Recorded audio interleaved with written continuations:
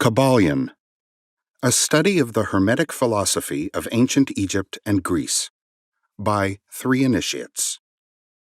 The lips of wisdom are closed, except to the ears of understanding. Originally published by the Yogi Publication Society, Masonic Temple, Chicago, Illinois, copyright 1908. This recording is a production of the Master Key Society. Copyright 2021, Master Key Society. To Hermes Trismegistus, known by the ancient Egyptians as the Great Great and Master of Masters, this little volume of Hermetic teachings is reverently dedicated. Introduction. We take great pleasure in presenting to the attention of students and investigators of the secret doctrines this little work based upon the world-old Hermetic teachings. There has been so little written upon this subject, notwithstanding the countless references to the teachings in the many works upon occultism, that the many earnest searchers after the arcane truths will doubtless welcome the appearance of the present volume. The purpose of this work is not the enunciation of any special philosophy or doctrine, but rather is to give to the students a statement of the truth that will serve to reconcile the many bits of occult knowledge that they may have acquired, but which are apparently opposed to each other, and which often serve to discourage and disgust the beginner in the study. Our intent is not to erect a new temple of knowledge, but rather to place in the hands of the student a master key with which he may open the many inner doors in the temple of mystery through the main portals he has already entered. There is no portion of the occult teachings possessed by the world which have been so closely guarded as the fragments of the Hermetic teachings which have come down to us over the tens of centuries which have elapsed since the lifetime of its great founder, Hermes Trismegistus, the scribe of the gods, who dwelt in old Egypt in the days when the present race of men was in its infancy. Contemporary with Abraham, and, if the legends be true, an instructor of that venerable sage, Hermes was, and is, the great central sun of occultism, whose rays have served to illumine the countless teachings which have been promulgated since his time. All the fundamental and basic teachings embedded in the esoteric teachings of every race may be traced back to Hermes. Even the most ancient teachings of India undoubtedly have their roots in the original Hermetic teachings. From the land of the Ganges, many advanced occultists wandered to the land of Egypt and sat at the feet of the Master. From him they obtained the Master Key, which explained and reconciled their divergent views, and thus the secret doctrine was firmly established. From other lands also came the learned ones, all of whom regarded Hermes as the master of masters, and his influence was so great that in spite of the many wanderings from the path on the part of the centuries of teachers in these different lands, there may still be found a certain basic resemblance and correspondence which underlies the many and often quite divergent theories entertained and taught by the occultists of these different lands today. The student of comparative religions will be able to perceive the influence of the Hermetic teachings in every religion worthy of the name, now known to man, whether it be a dead religion or one in full vigor in our own times. There is always a certain correspondence in spite of the contradictory features, and the Hermetic teachings act as the great reconciler. The life work of Hermes seems to have been in the direction of planting the great seed truth, which has grown and blossomed in so many strange forms, rather than to establish a school of philosophy which would dominate the world's thought. But, nevertheless, the original truths taught by him have been kept intact in their original purity by a few men in each age, who, refusing great numbers of half-developed students and followers, followed the Hermetic custom and reserved their truth for the few who were ready to comprehend and master it. From lip to ear, the truth has been handed down among the few.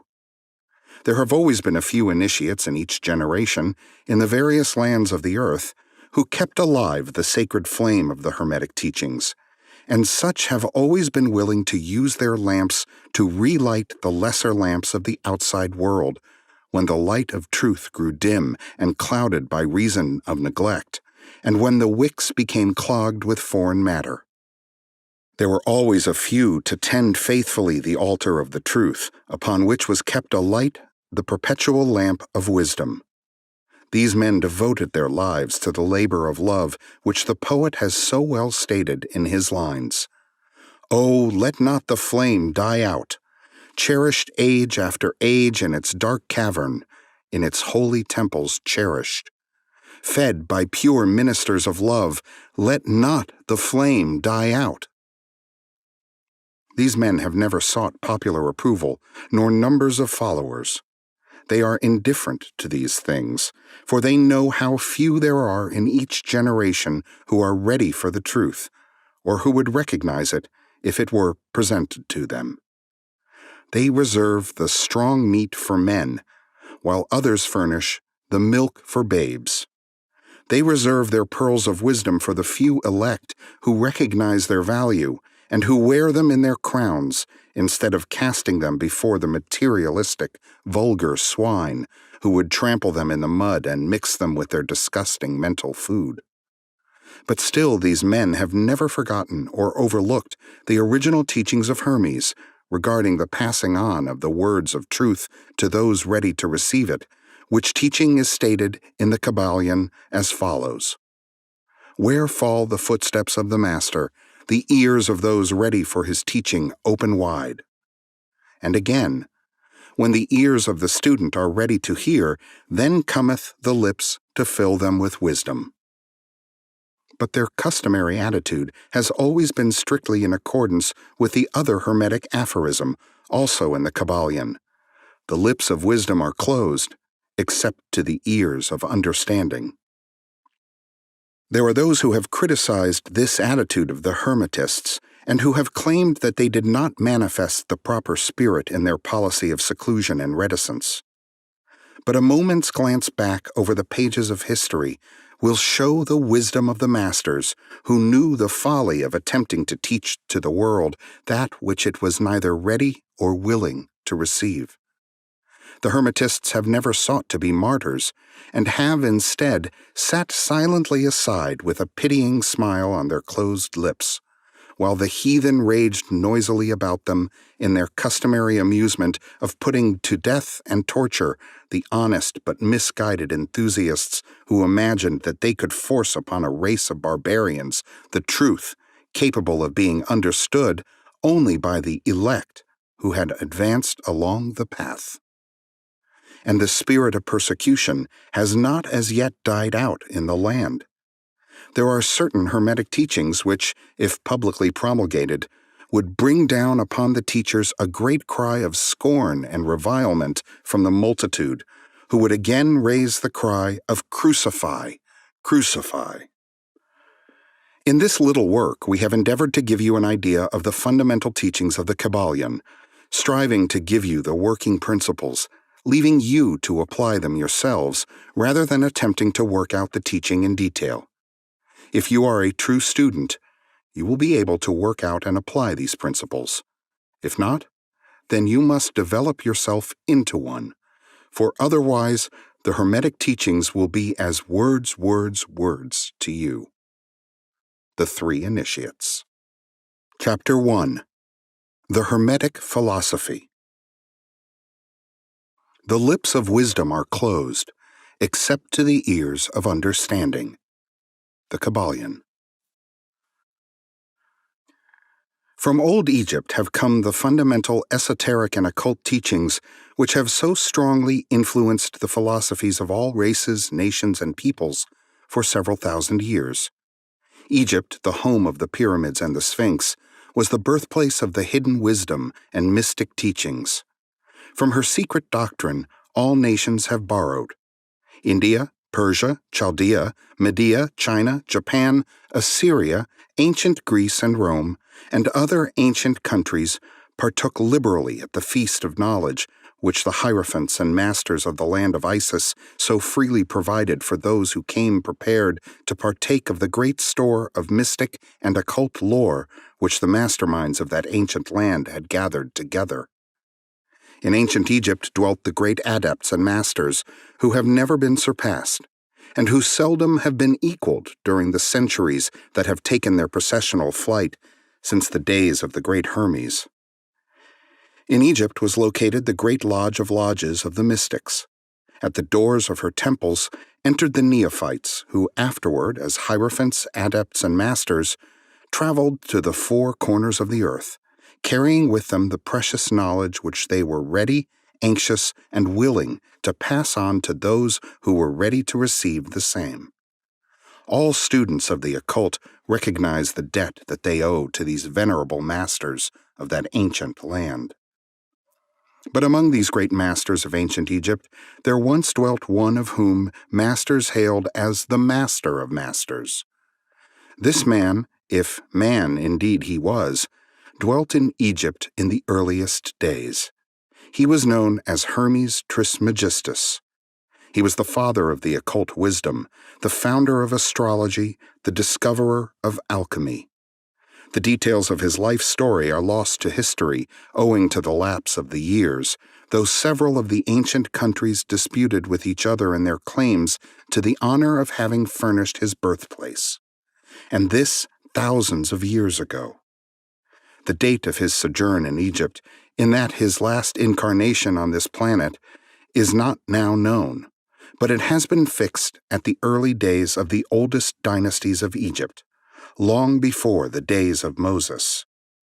The best authorities regard him as a contemporary of Abraham, and some of the Jewish traditions go so far as to claim that Abraham acquired a portion of his mystic knowledge from Hermes himself. As the years rolled by after his passing from this plane of life, tradition recording that he lived 300 years in the flesh, the Egyptians deified Hermes and made him one of their gods under the name of Thoth. Years after, the people of ancient Greece also made him one of their many gods, calling him Hermes, the god of wisdom. The Egyptians revered his memory for many centuries, yes, tens of centuries, calling him the scribe of the gods, and bestowing upon him distinctively his ancient title Trismegistus, which means the thrice great, the great, the greatest great, etc. In all the ancient lands, the name of Hermes Trismegistus was revered, the name being synonymous with the fount of wisdom. Even to this day, we use the term hermetic in the sense of secret, sealed so that nothing can escape, etc., and this by reason of the fact that the followers of Hermes always observed the principle of secrecy in their teachings. They did not believe in casting pearls before swine, but rather held to the teaching milk for babes, meat for strong men, both of which maxims are familiar to readers of the Christian scriptures, but both of which had been used by the Egyptians for centuries before the Christian era. And this policy of careful dissemination of the truth has always characterized the Hermetics even unto the present day. The Hermetic teachings are to be found in all lands, among all religions, but never identified with any particular country nor with any particular religious sect. This because of the warning of the ancient teachers against allowing the secret doctrine to become crystallized into a creed. The wisdom of this caution is apparent to all students of history. The ancient occultism of India and Persia degenerated and was largely lost owing to the fact that the teachers became priests and so mixed theology with the philosophy, the result being that the occultism of India and Persia has been gradually lost amidst the mass of religious superstition cults, creeds, and gods. So it was with ancient Greece and Rome.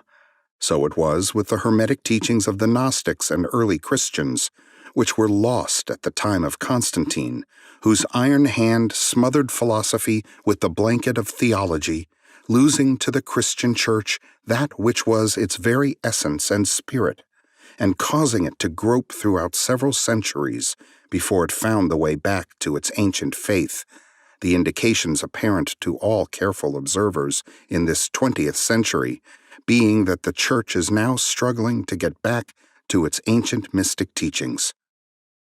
But there were always a few faithful souls who kept alive the flame, tending it carefully and not allowing its light to become extinguished.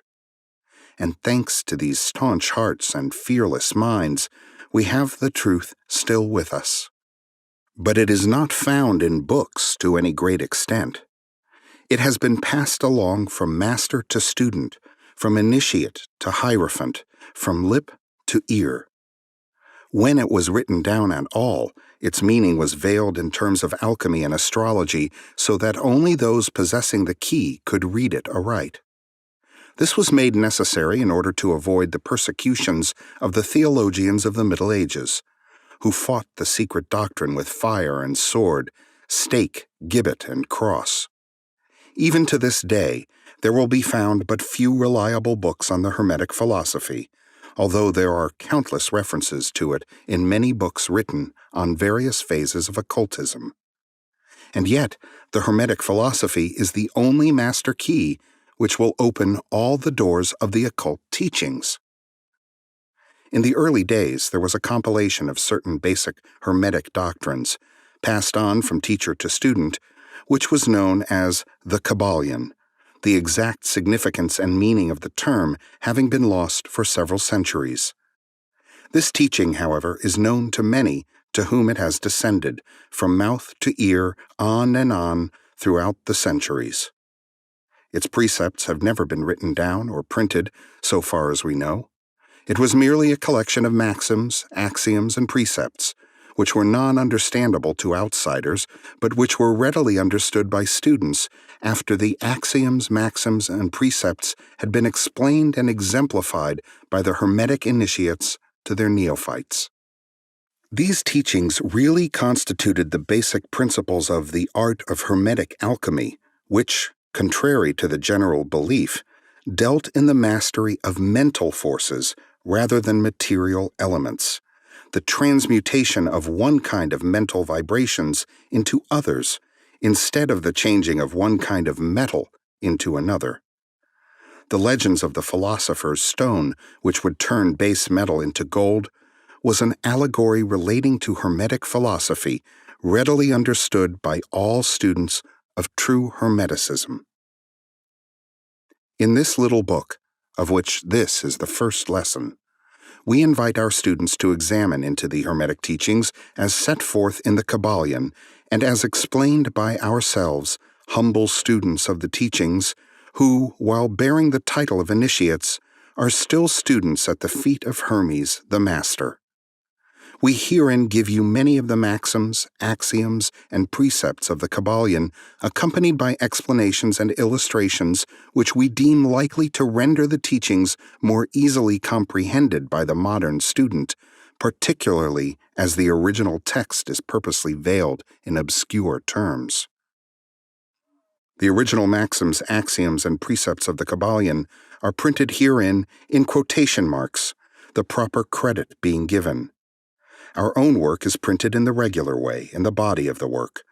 We trust that the many students to whom we now offer this little work will derive as much benefit from the study of its pages as have the many who have gone on before, treading the same path to mastery throughout the centuries that have passed since the times of Hermes Trismegistus, the master of masters, the great. In the words of the Kybalion, "Where fall the footsteps of the master, the ears of those ready for his teaching open wide." The Kybalion. When the ears of the student are ready to hear, then cometh lips to fill them with wisdom. The Kybalion. So that, according to the teachings, the passage of this book to those ready for the instruction will attract the attention of such as are prepared to receive the teaching. And likewise, when the pupil is ready to receive the truth, then will this little book come to him or her. Such is the law. The Hermetic principle of cause and effect, in its aspect of the law of attraction, will bring lips and ear together, pupil and book in company. So mote it be. Chapter 2. The 7 Hermetic Principles. The principles of truth are 7. He who knows these understandingly possesses the magic key before whose touch all the doors of the temple fly open. The Kybalion. The 7 Hermetic principles upon which the entire Hermetic philosophy is based are as follows. 1. The principle of mentalism. 2. The principle of correspondence. 3. The principle of vibration. 4. The principle of polarity. 5. The principle of rhythm. 6. The principle of cause and effect. 7. The principle of gender. These 7 principles will be discussed and explained as we proceed with these lessons. A short explanation of each, however, may as well be given at this point. 1. The principle of mentalism. The all is mind. The universe is mental. The Kybalion. This principle embodies the truth that all is mind. It explains that the all, which is the substantial reality underlying all the outward manifestations and appearances which we know under the terms of the material universe, the phenomena of life, matter, energy, and, in short, all that is apparent to our material senses, is spirit, which in itself is unknowable and undefinable, but which may be considered and thought of as an universal, infinite, living mind. It also explains that all the phenomenal world or universe is simply a mental creation of the all, subject to the laws of created things, and that the universe as a whole, and in its parts or units, has its existence in the mind of the all, in which mind we live and move and have our being. This principle, by establishing the mental nature of the universe, easily explains all of the varied mental and psychic phenomena that occupy such a large portion of the public attention, and which, without such explanation, are non-understandable and defy scientific treatment. An understanding of this great Hermetic principle of mentalism enables the individual to readily grasp the laws of the mental universe, and to apply the same to his well-being and advancement. The Hermetic student is enabled to apply intelligently the great mental laws instead of using them in a haphazard manner. With the master key in his possession, the student may unlock the many doors of the mental and psychic temple of knowledge and enter the same freely and intelligently. This principle explains the true nature of energy, power, and matter, and why and how all these are subordinate to the mastery of mind. One of the old Hermetic masters wrote, long ages ago, "He who grasps the truth of the mental nature of the universe is well advanced on the path to mastery." And these words are as true today as at the time they were first written. Without this master key, mastery is impossible, and the student knocks in vain at the many doors of the temple. 2. The principle of correspondence. As above, so below. As below, so above. The Kybalion. This principle embodies the truth that there is always a correspondence between the laws and phenomena of the various planes of being and life. The old Hermetic axiom ran in these words, as above, so below, as below, so above. And the grasping of this principle gives one the means of solving many a dark paradox and hidden secret of nature. There are planes beyond our knowing, but when we apply the principle of correspondence to them, we are able to understand much that would otherwise be unknowable to us. This principle is of universal application and manifestation, on the various planes of the material, mental, and spiritual universe. It is an universal law. The ancient Hermetists considered this principle as one of the most important mental instruments by which man was able to pry aside the obstacles which hid from view the unknown. Its use even tore aside the veil of Isis to the extent that a glimpse of the face of the goddess might be caught. Just as a knowledge of the principles of geometry enables man to measure distant suns and their movements while seated in his observatory, so a knowledge of the principle of correspondence enables man to reason intelligently from the known to the unknown. Studying the monad, he understands the archangel. 3. The principle of vibration. Nothing rests, everything moves, everything vibrates. The Kybalion. This principle embodies the truth that everything is in motion, everything vibrates, nothing is at rest. Facts which modern science endorses and which each new scientific discovery tends to verify. And yet this Hermetic principle was enunciated thousands of years ago by the masters of ancient Egypt. This principle explains that the differences between different manifestations of matter, energy, mind, and even spirit result largely from varying rates of vibration. From the all, which is pure spirit, down to the grossest form of matter, all is in vibration. The higher the vibration, the higher the position in the scale. The vibration of spirit is at such an infinite rate of intensity and rapidity that it is practically at rest, just as a rapidly moving wheel seems to be motionless. And at the other end of the scale there are gross forms of matter whose vibrations are so low as to seem at rest. Between these poles, there are millions upon millions of varying degrees of vibration. From corpuscle and electron, atom and molecule, to worlds and universes, everything is in vibratory motion. This is also true on the planes of energy and force, which are but varying degrees of vibration, and also on the mental planes, whose states depend upon vibrations, and even on to the spiritual planes. An understanding of this principle with the appropriate formulas enables Hermetic students to control their own mental vibrations as well as those of others. The masters also apply this principle to the conquering of natural phenomena in various ways. He who understands the principle of vibration has grasped the scepter of power, says one of the old writers. 4. The principle of polarity. Everything is dual. Everything has poles. Everything has its pair of opposites.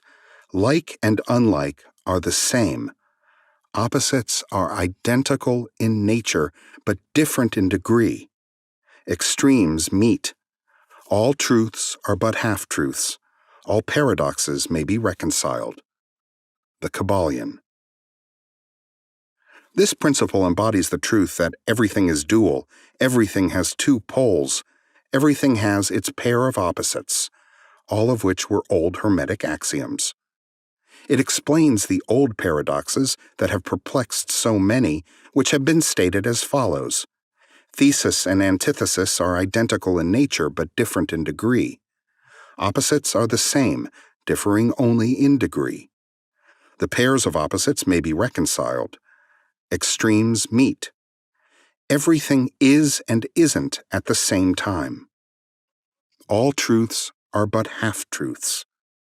Every truth is half false.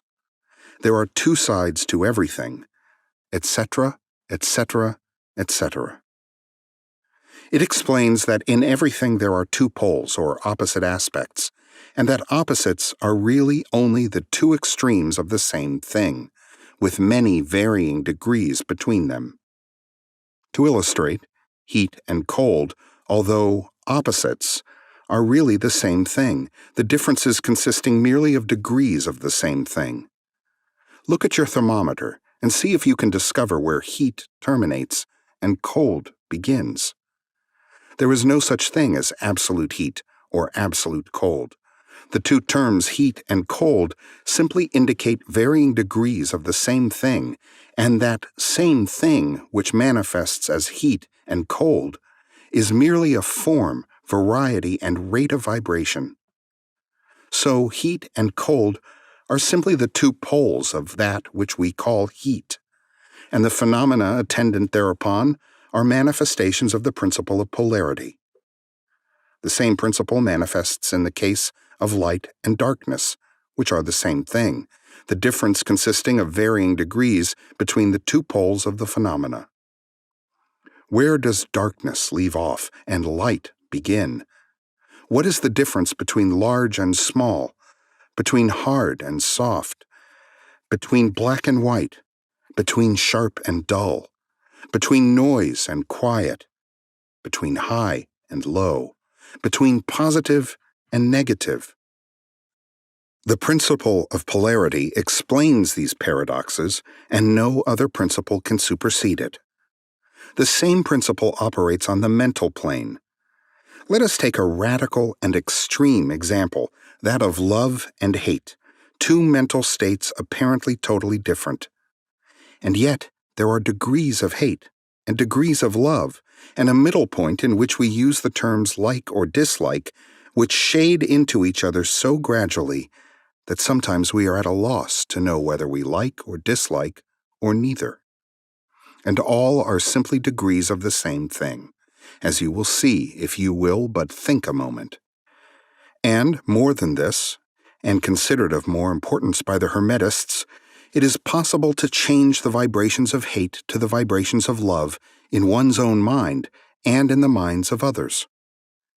Many of you who read these lines have had personal experiences of the involuntary rapid transition from love to hate and the reverse in your own case and that of others. And you will therefore realize the possibility of this being accomplished by the use of the will, by means of the Hermetic formulas. Good and evil are but the poles of the same thing, and the Hermetist understands the art of transmuting evil into good by means of an application of the principle of polarity.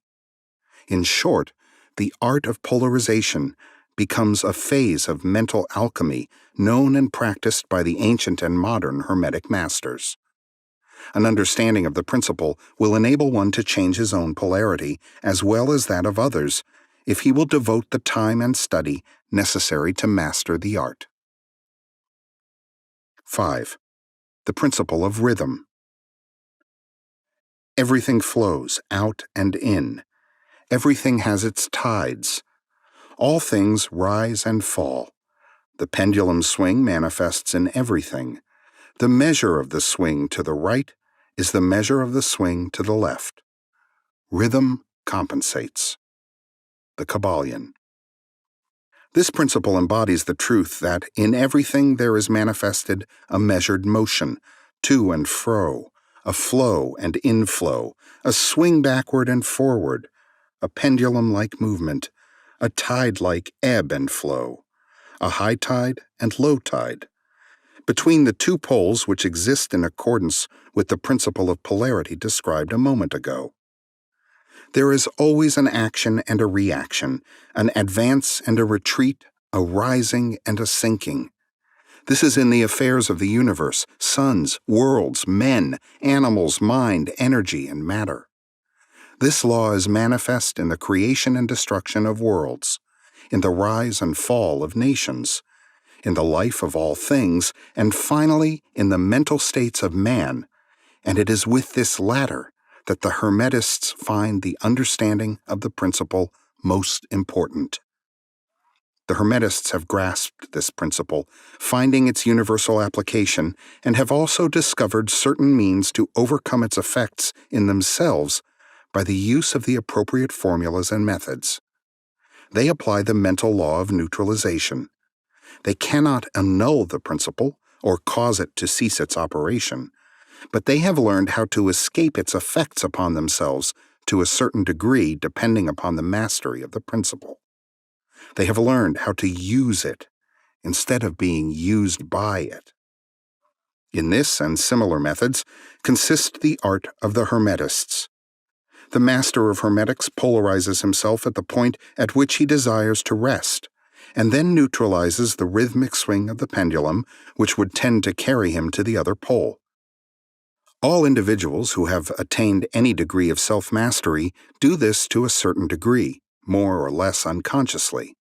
But the master does this consciously and by the use of his will, and attains a degree of poise and mental firmness almost impossible of belief on the part of the masses who are swung backward and forward like a pendulum.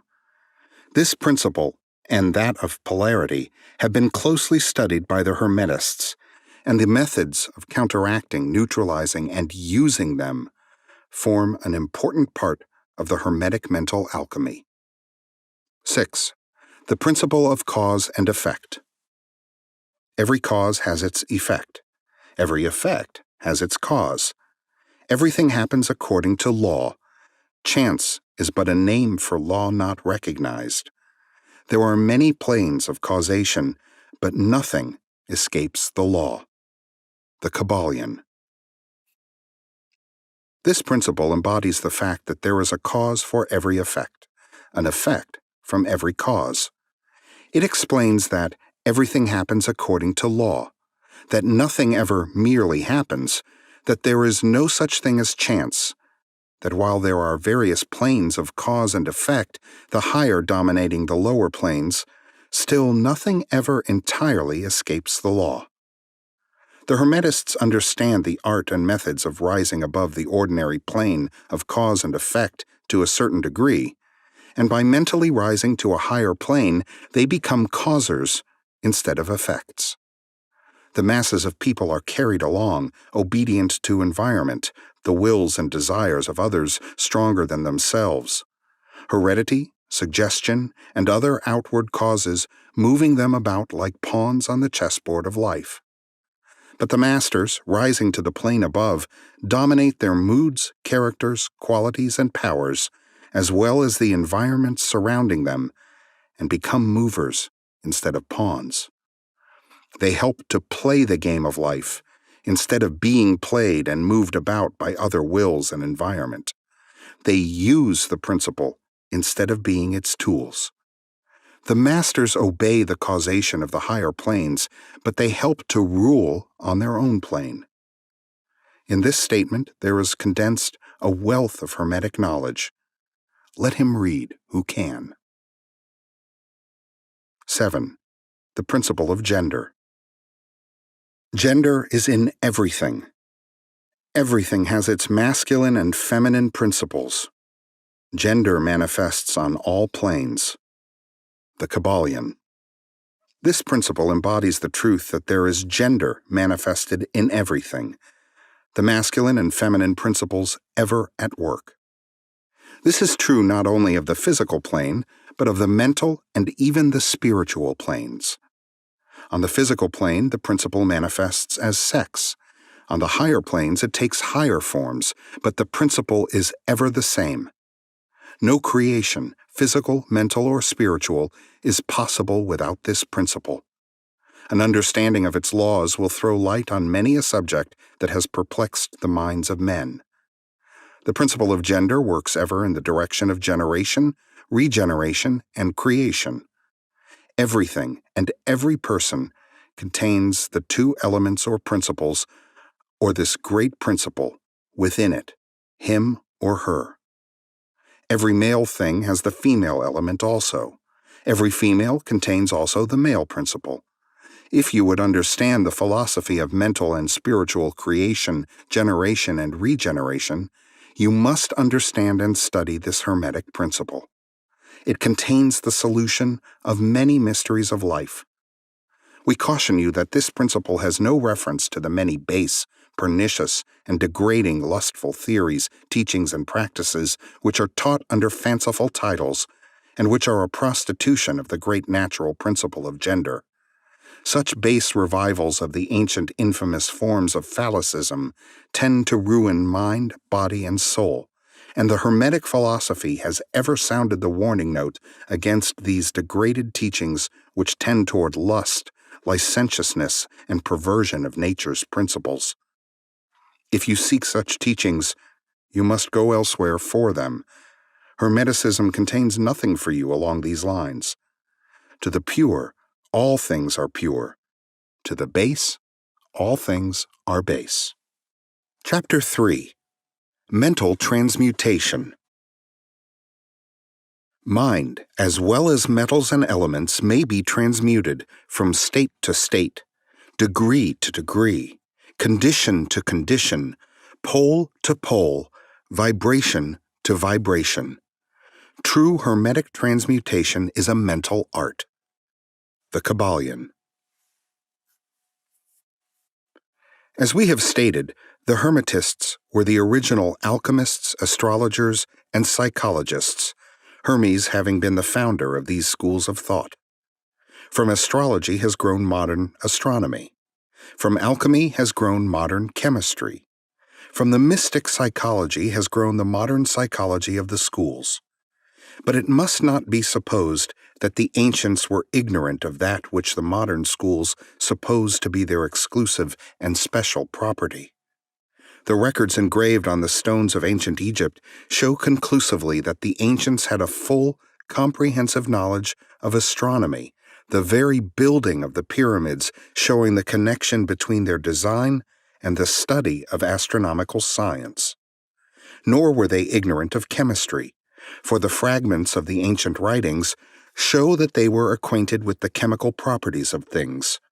In fact, the ancient theories regarding physics are being slowly verified by the latest discoveries of modern science, notably those relating to the constitution of matter. Nor must it be supposed that they were ignorant of the so-called modern discoveries in psychology.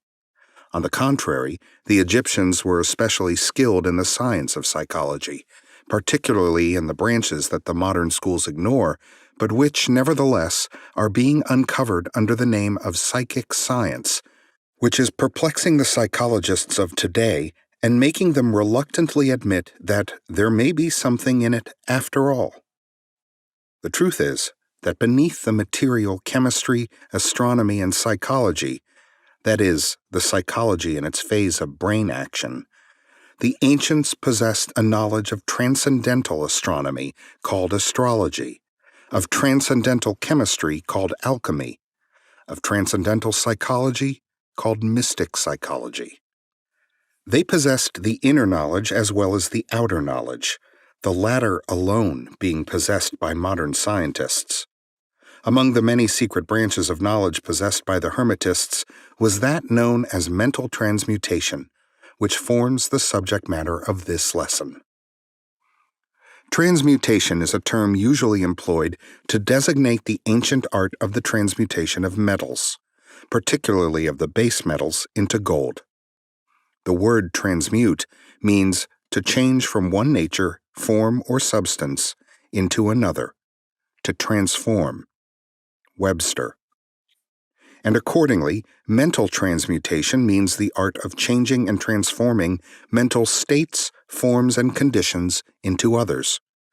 So you may see that mental transmutation is the art of mental chemistry, if you like the term, a form of practical mystic psychology. But this means far more than appears on the surface. Transmutation, alchemy, or chemistry on the mental plane is important enough in its effects, to be sure, and if the art stopped there, it would still be one of the most important branches of study known to man. But this is only the beginning. Let us see why. The first of the 7 Hermetic principles is the principle of mentalism, the axiom of which is the all is mind, the universe is mental, which means that the underlying reality of the universe is mind, and the universe itself is mental, that is, existing in the mind of the all. We shall consider this principle in succeeding lessons, but let us see the effect of the principle if it be assumed to be true. If the universal is mental in its nature, then mental transmutation must be the art of changing the conditions of the universe along the lines of matter, force, and mind. So you see, therefore, that mental transmutation is really the magic, of which the ancient writers had so much to say in their mystical works, and about which they gave so few practical instructions. If all be mental, then the art which enables one to transmute mental conditions must render the master the controller of material conditions as well as those ordinarily called mental. As a matter of fact, none but advanced mental alchemists have been able to attain the degree of power necessary to control the grosser physical conditions, such as the control of the elements of nature, the production or cessation of tempests, the production and cessation of earthquakes, and other great physical phenomena. But that such men have existed, and do exist today, is a matter of earnest belief to all advanced occultists of all schools.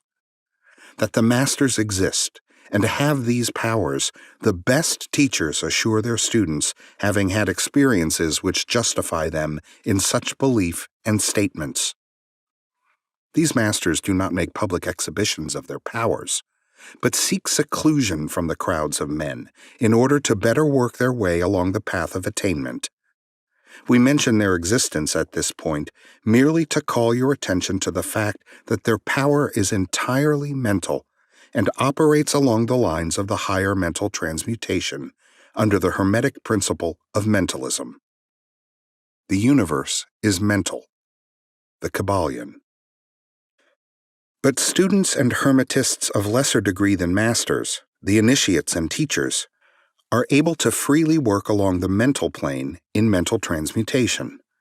In fact, all that we call psychic phenomena, mental influence, mental science, new thought phenomena, etc., operates along the same general lines, for there is but one principle involved, no matter by what name the phenomena be called. The student and practitioner of mental transmutation works among the mental plane, transmuting mental conditions, states, etc., into others, according to various formulas more or less efficacious.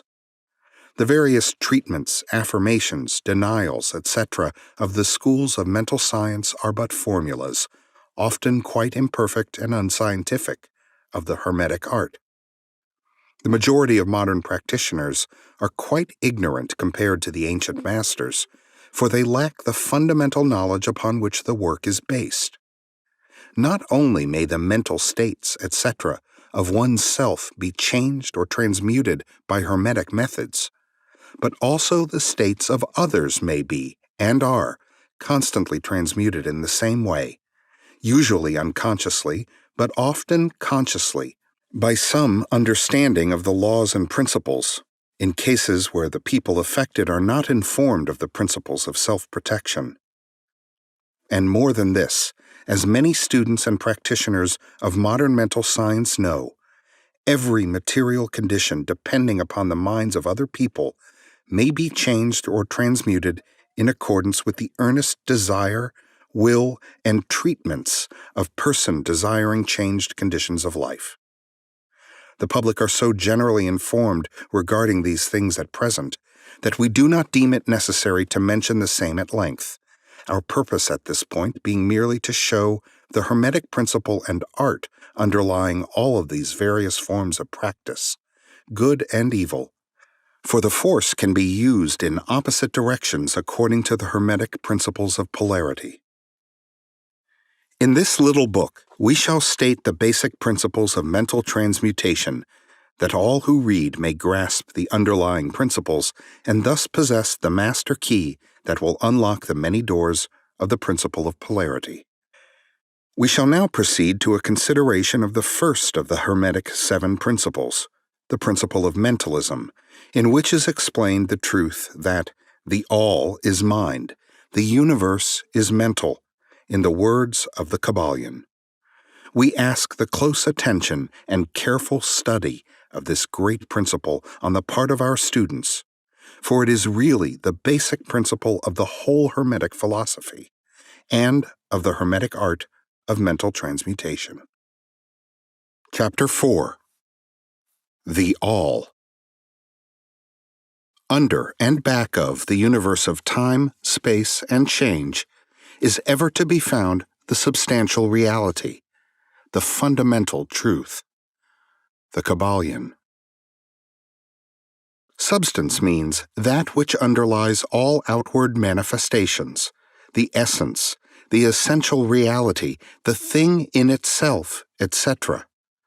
Substantial means actually existing, being the essential element, being real, etc. Reality means the state of being real, true, enduring, valid, fixed, permanent, actual, etc. Under and behind all outward appearances or manifestations, there must always be a substantial reality. This is the law. Man, considering the universe, of which he is a unit, sees nothing but change in matter, forces, and mental states. He sees that nothing really is, but that everything is becoming and changing. Nothing stands still. Everything is being born, growing, dying. The very instant a thing reaches its height, it begins to decline. The law of rhythm is in constant operation. There is no reality, enduring quality, fixity, or substantiality in anything. Nothing is permanent but change.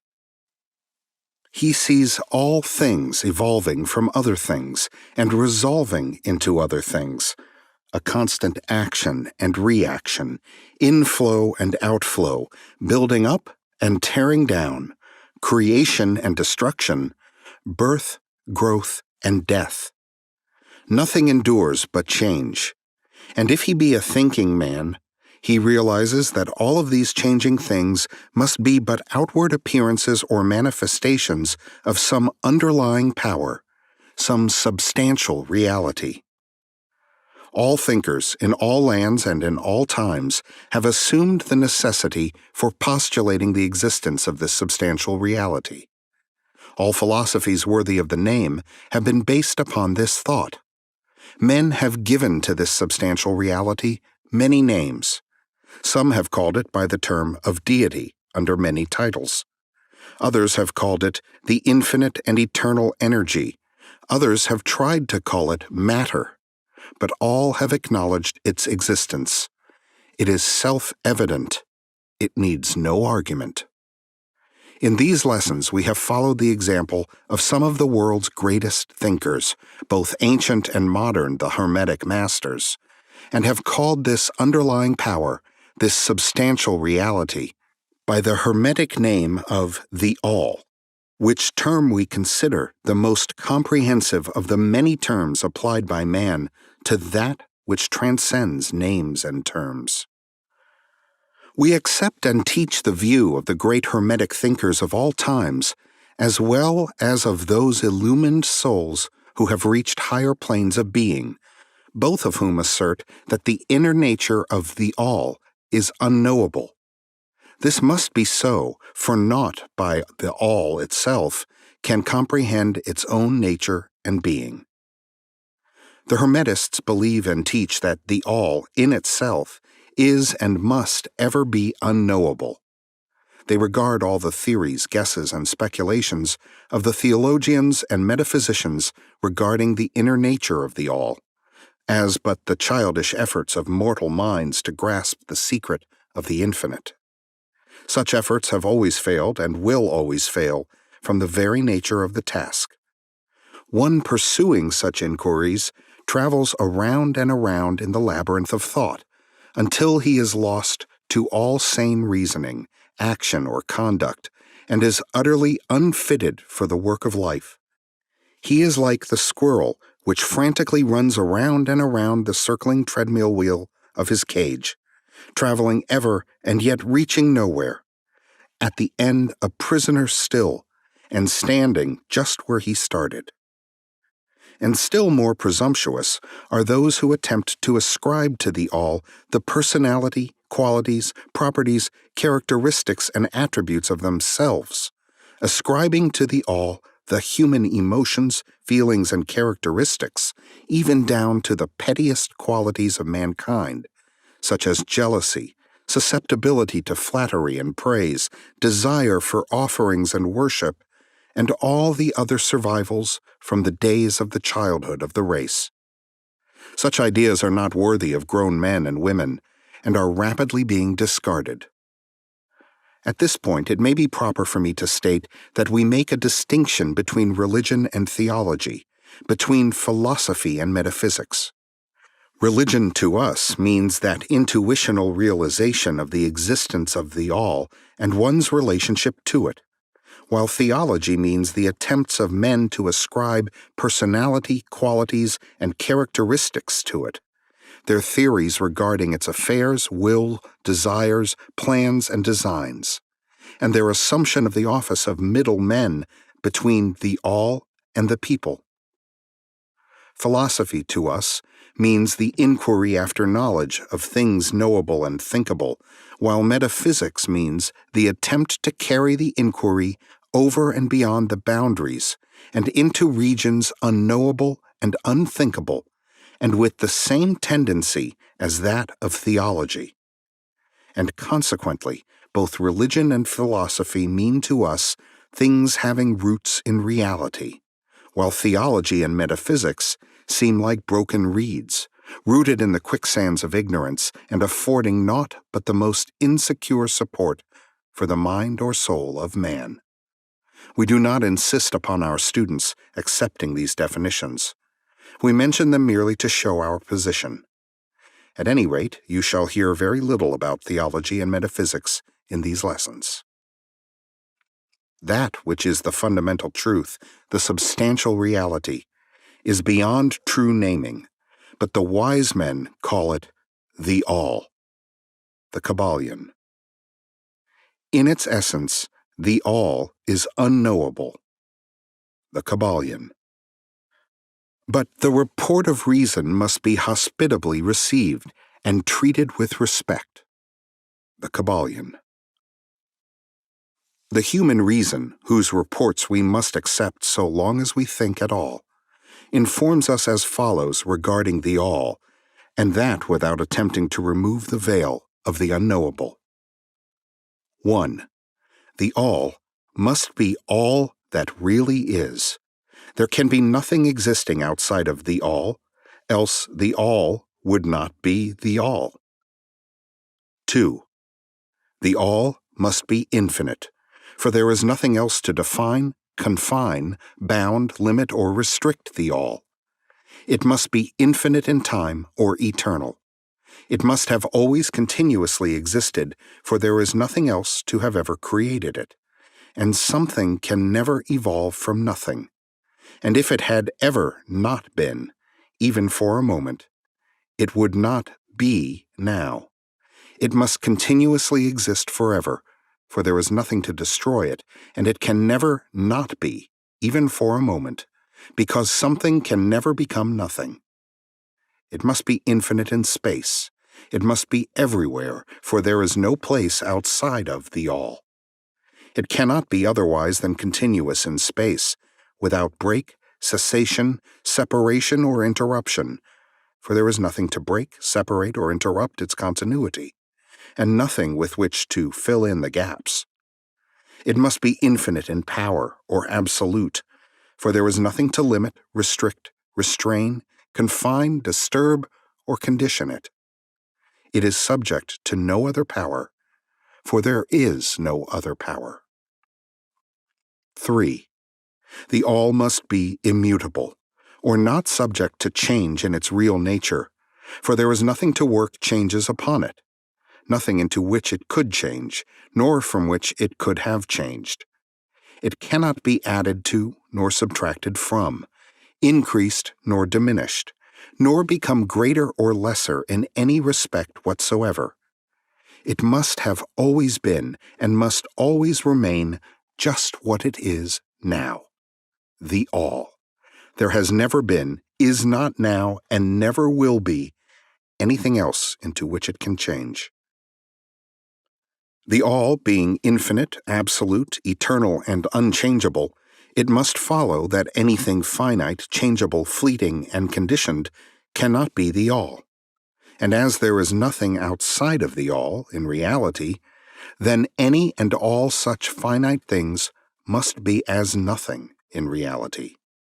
Now, do not become befogged nor frightened. We are not trying to lead you into the Christian Science field under cover of Hermetic philosophy. There is a reconciliation of this apparently contradictory state of affairs. Be patient. We will reach it in time. We see around us that which is called matter, which forms the physical foundation for all forms. Is the all merely matter? Not at all.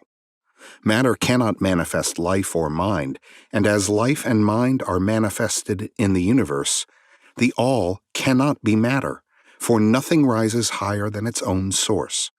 Nothing is ever manifested in an effect that is not in the cause. Nothing is evolved as a consequent that is not involved as an antecedent. And then modern science informs us that there is really no such thing as matter. That what we call matter is merely interrupted energy or force, that is, energy or force at a low rate of vibration. As a recent writer has said, matter has melted into mystery. Even material science has abandoned the theory of matter and now rests on the basis of energy. Then is the all mere energy or force? Not energy or force as the materialists use the terms, for their energy and force are blind, mechanical things, devoid of life or mind. Life and mind can never evolve from blind energy or force, for the reason given a moment ago. Nothing can rise higher than its source. Nothing is evolved unless it is involved. Nothing manifests in the effect unless it is in the cause. And so the all cannot be mere energy or force, for if it were, then there would be no such things as life and mind in existence, and we know better than that, for we are alive and using mind to consider this very question, and so are those who claim that energy or force is everything. What is there then higher than matter or energy that we know to be existent in the universe? Life and mind. Life and mind in all their varying degrees of unfoldment. Then, you ask, do you mean to tell us that the all is life and mind? Yes and no is our answer. If you mean life and mind as we poor petty mortals know them, we say no, the all is not that. But what kind of life and mind do you mean, you ask? The answer is living mind, as far above that which mortals know by those words, as life and mind are higher than mechanical forces or matter, infinite living mind as compared to finite life and mind. We mean that which the illumined souls mean when they reverently pronounce the word spirit. The all is infinite living mind. The illumined call it spirit. Chapter 5. The Mental Universe. The universe is mental, held in the mind of the all. The Kybalion. The all is spirit. But what is spirit? This question cannot be answered for the reason that its definition is practically that of the all, which cannot be explained or defined. Spirit is simply a name that men give to the highest conception of infinite living mind. It means the real essence. It means living mind, as much superior to life and mind as we know them, as the latter are superior to mechanical energy and matter. Spirit transcends our understanding, and we use the term merely that we may think or speak of the all. For the purposes of thought and understanding, we are justified in thinking of spirit as infinite living mind, at the same time acknowledging that we cannot fully understand it. We must either do this or stop thinking of the matter at all. Let us now proceed to a consideration of the nature of the universe, as a whole and in its parts. What is the universe? We have seen that there can be nothing outside of the all. Then is the universe the all? No, this cannot be, because the universe seems to be made up of many and is constantly changing, and in other ways it does not measure up to the ideas that we are compelled to accept regarding the all, as stated in our last lesson. Then if the universe be not the all, then it must be nothing. Such is the inevitable conclusion of the mind at first thought. But this will not satisfy the question, for we are sensible of the existence of the universe. Then if the universe is neither the all nor nothing, what can it be? Let us examine this question. If the universe exists at all, or seems to exist, it must proceed in some way from the all. It must be a creation of the all.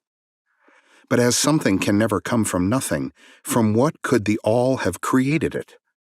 Some philosophers have answered this question by saying that the all created the universe from itself, that is, from the being and substance of the all. But this will not do, for the all cannot be subtracted from nor divided, as we have seen, and then again, if this be so, would not each particle in the universe be aware of its being the all? The all could not lose its knowledge of itself, nor actually become an atom or blind force or lowly living thing.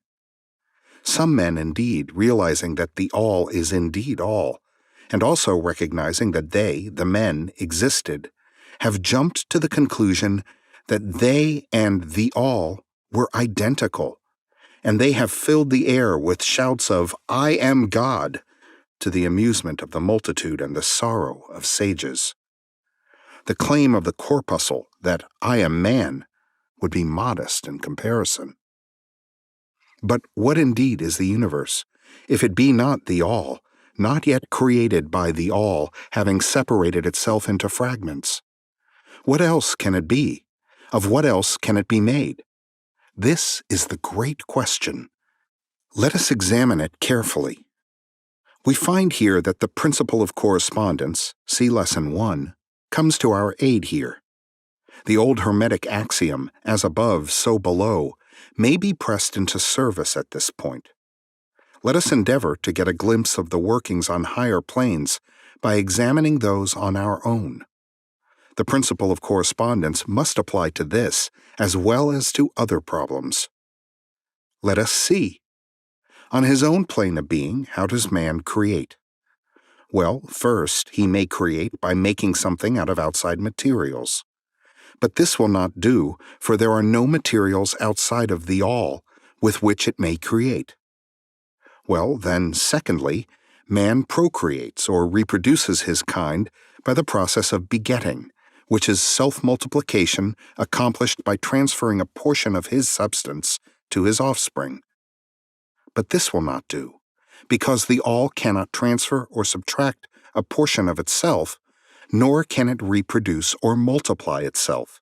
In the first place, there would be a taking away, and in the second case, a multiplication or addition to the all, both thoughts being an absurdity. Is there no third way in which man creates? Yes, there is. He creates mentally. And in so doing, he uses no outside materials, nor does he reproduce himself, and yet his spirit pervades the mental creation. Following the principle of correspondence, we are justified in considering that the all creates the universe mentally, in a manner akin to the process whereby man creates mental images. And here is where the report of reason tallies precisely with the report of the illumined, as shown by their teachings and writings. Such are the teachings of the wise men. Such was the teaching of Hermes. The all can create in no other way except mentally, without either using material, and there is none to use, or else reproducing itself, which is also impossible. There is no escape from this conclusion of the reason, which, as we have said, agrees with the highest teachings of the illumined. Just as you, student, may create a universe of your own in your mentality, so does the All create universes in its own mentality. But your universe is the mental creation of a finite mind, whereas that of the All is the creation of an infinite. The two are similar in kind, but infinitely different in degree. We shall examine more closely into the process of creation and manifestation as we proceed. But this is the point to fix in your minds at this stage. The universe and all it contains is a mental creation of the All. Verily indeed, all is mind. The All creates in its infinite mind countless universes which exist for aeons of time, and yet to the All, the creation, development, decline, and death of 1,000,000 universes is as the time of the twinkling of an eye. The Kybalion. The infinite mind of the All is the womb of universes. The Kybalion. The principle of gender, see Lesson 1 and other lessons to follow, is manifested on all planes of life, material, mental, and spiritual. But as we have said before, gender does not mean sex. Sex is merely a material manifestation of gender. Gender means relating to generation or creation. And wherever anything is generated or created on any plane, the principle of gender must be manifested. And this is true even in the creation of universes. Now, do not jump to the conclusion that we are teaching that there is a male and female God or creator. That idea is merely a distortion of the ancient teachings on the subject. The true teaching is that the All, in itself, is above gender, as it is above every other law, including those of time and space. It is the law, from which the laws proceed, and it is not subject to them. But when the All manifests on the plane of generation or creation, then it acts according to law and principle, for it is moving on a lower plane of being. And consequently it manifests the principle of gender in its masculine and feminine aspects, on the mental plane, of course. This idea may seem startling to some of you who hear it for the first time, but you have all really passively accepted it in your everyday conceptions. You speak of the fatherhood of God and the motherhood of nature, of God, the divine Father, and nature, the universal mother, and have thus instinctively acknowledged the principle of gender in the universe. Is this not so? But the Hermetic teaching does not imply a real duality. The All is one. The two aspects are merely aspects of manifestation. The teaching is that the masculine principle, manifested by the All, stands, in a way, apart from the actual mental creation of the universe. It projects its will toward the feminine principle, which may be called nature, whereupon the latter begins the actual work of the evolution of the universe from simple centers of activity on to man, and then on and on still higher, all according to well-established and firmly enforced laws of nature. If you prefer the old figures of thought, you may think of the masculine principle as God, the Father, and of the feminine principle as nature, the universal mother, from whose womb all things have been born. This is more than a mere poetic figure of speech. It is an idea of the actual process of the creation of the universe.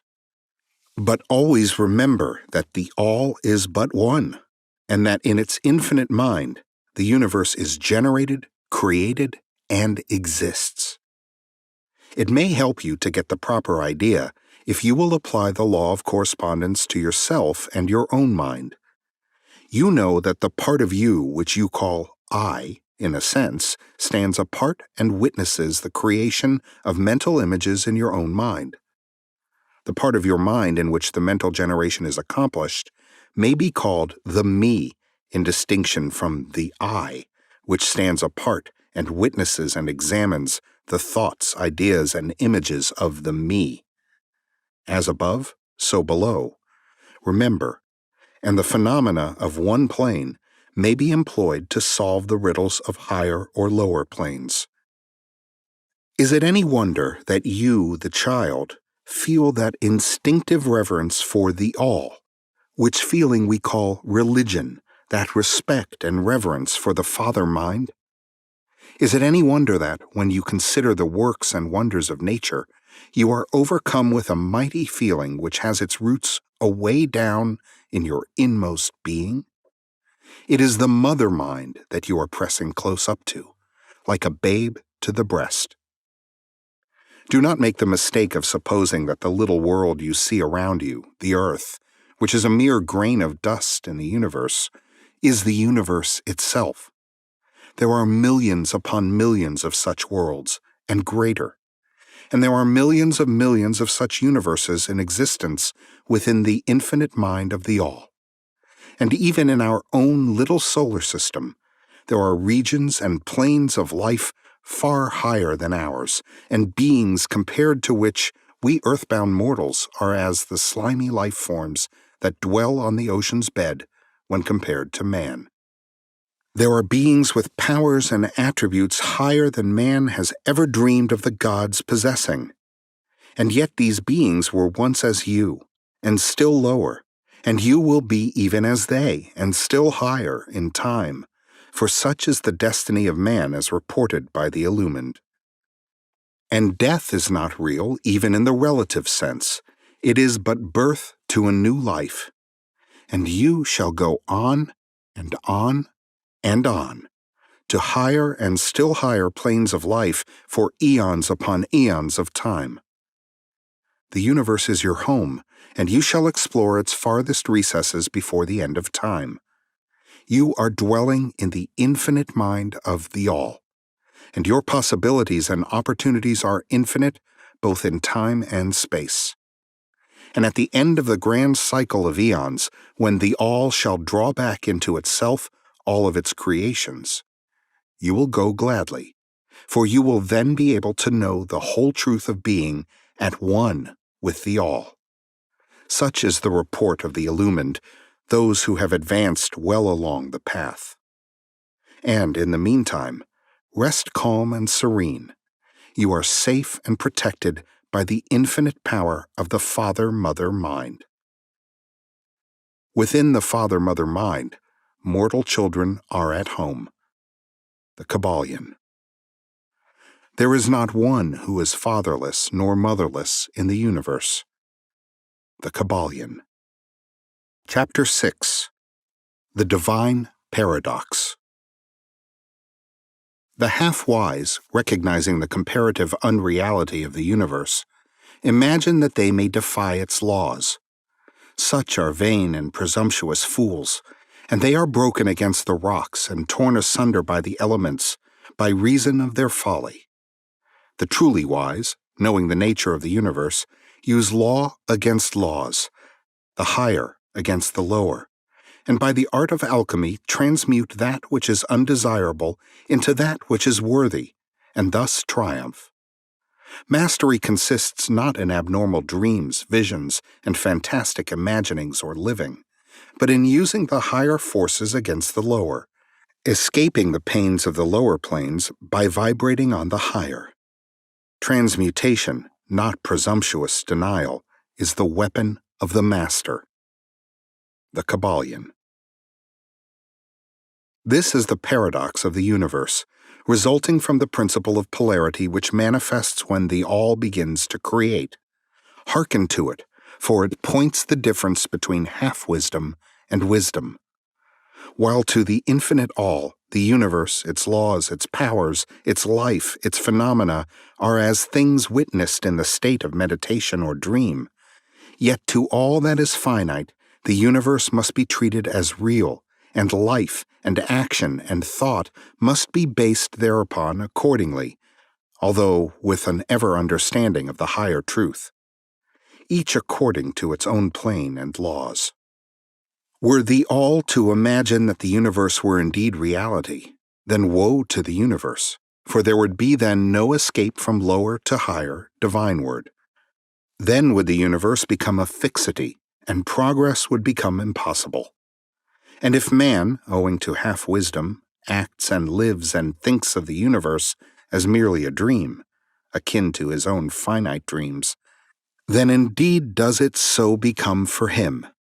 And like a sleepwalker, he stumbles ever around and around in a circle, making no progress, and being forced into an awakening at last by his falling, bruised and bleeding, over the natural laws which he ignored.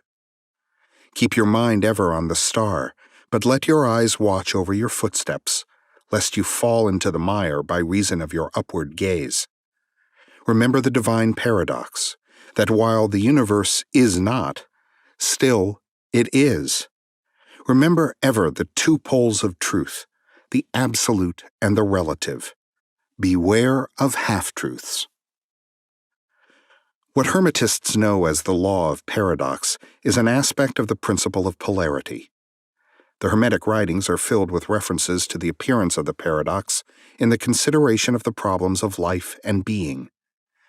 The teachers are constantly warning their students against the error of omitting the other side of any question, and their warnings are particularly directed to the problems of the absolute and the relative, which perplex all students of philosophy and which cause so many to think and act contrary to what is generally known as common sense. And we caution all students to be sure to grasp the divine paradox of the absolute and relative, lest they become entangled in the mire of the half-truth. With this in view, this particular lesson has been written. Read it carefully. The first thought that comes to the thinking man after he realizes the truth that the universe is a mental creation of the all is that the universe and all that it contains is a mere illusion, an unreality, against which idea his instincts revolt. But this, like all other great truths, must be considered both from the absolute and the relative points of view. From the absolute viewpoint, of course, the universe is in the nature of an illusion, a dream, a phantasmagoria, as compared to the all in itself. We recognize this even in our ordinary view, for we speak of the world as a fleeting show that comes and goes, is born and dies, for the element of impermanence and change, finiteness and unsubstantiality must ever be connected with the idea of a created universe when it is contrasted with the idea of the all, no matter what may be our beliefs concerning the nature of both. Philosopher, metaphysician, scientist, and theologian all agree upon this idea, and the thought is found in all forms of philosophical thought and religious conceptions, as well as in the theories of the respective schools of metaphysics and theology. So the Hermetic teachings do not preach the unsubstantiality of the universe in any stronger terms than those more familiar to you, although their presentation of the subject may seem somewhat more startling.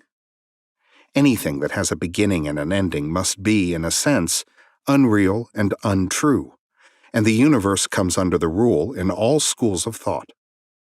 From the absolute point of view, there is nothing real except the all, no matter what terms we may use in thinking of or discussing the subject.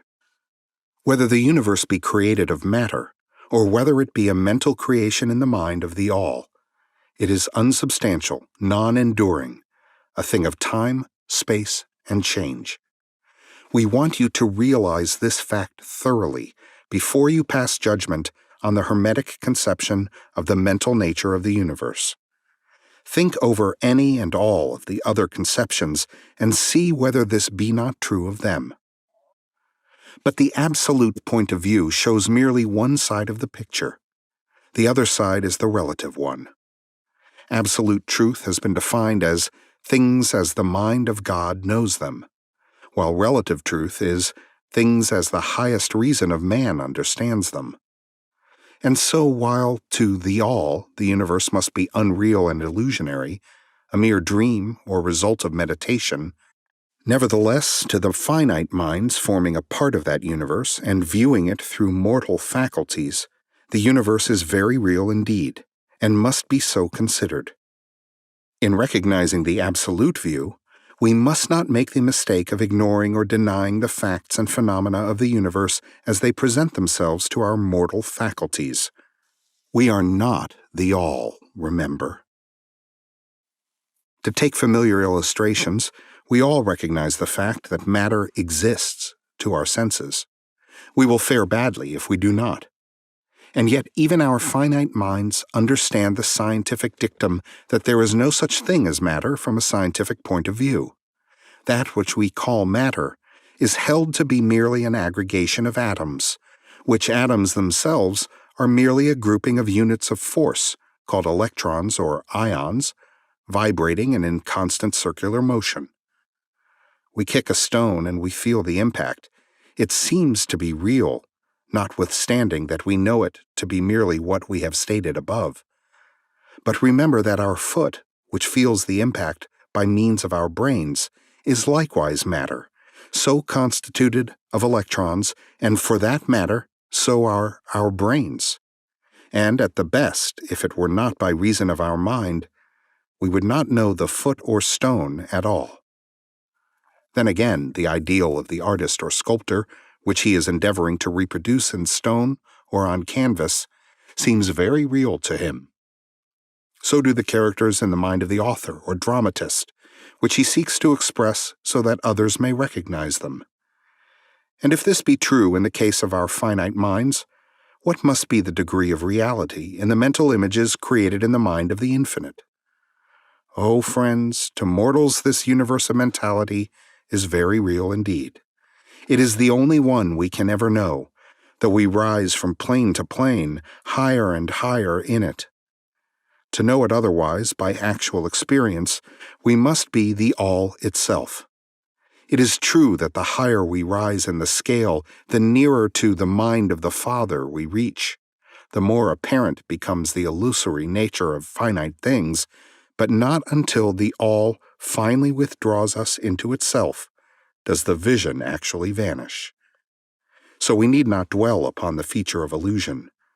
Rather, let us, recognizing the real nature of the universe, seek to understand its mental laws and endeavor to use them to the best effect in our upward progress through life as we travel from plane to plane of being. The laws of the universe are none the less iron laws because of the mental nature. All, except the all, are bound by them.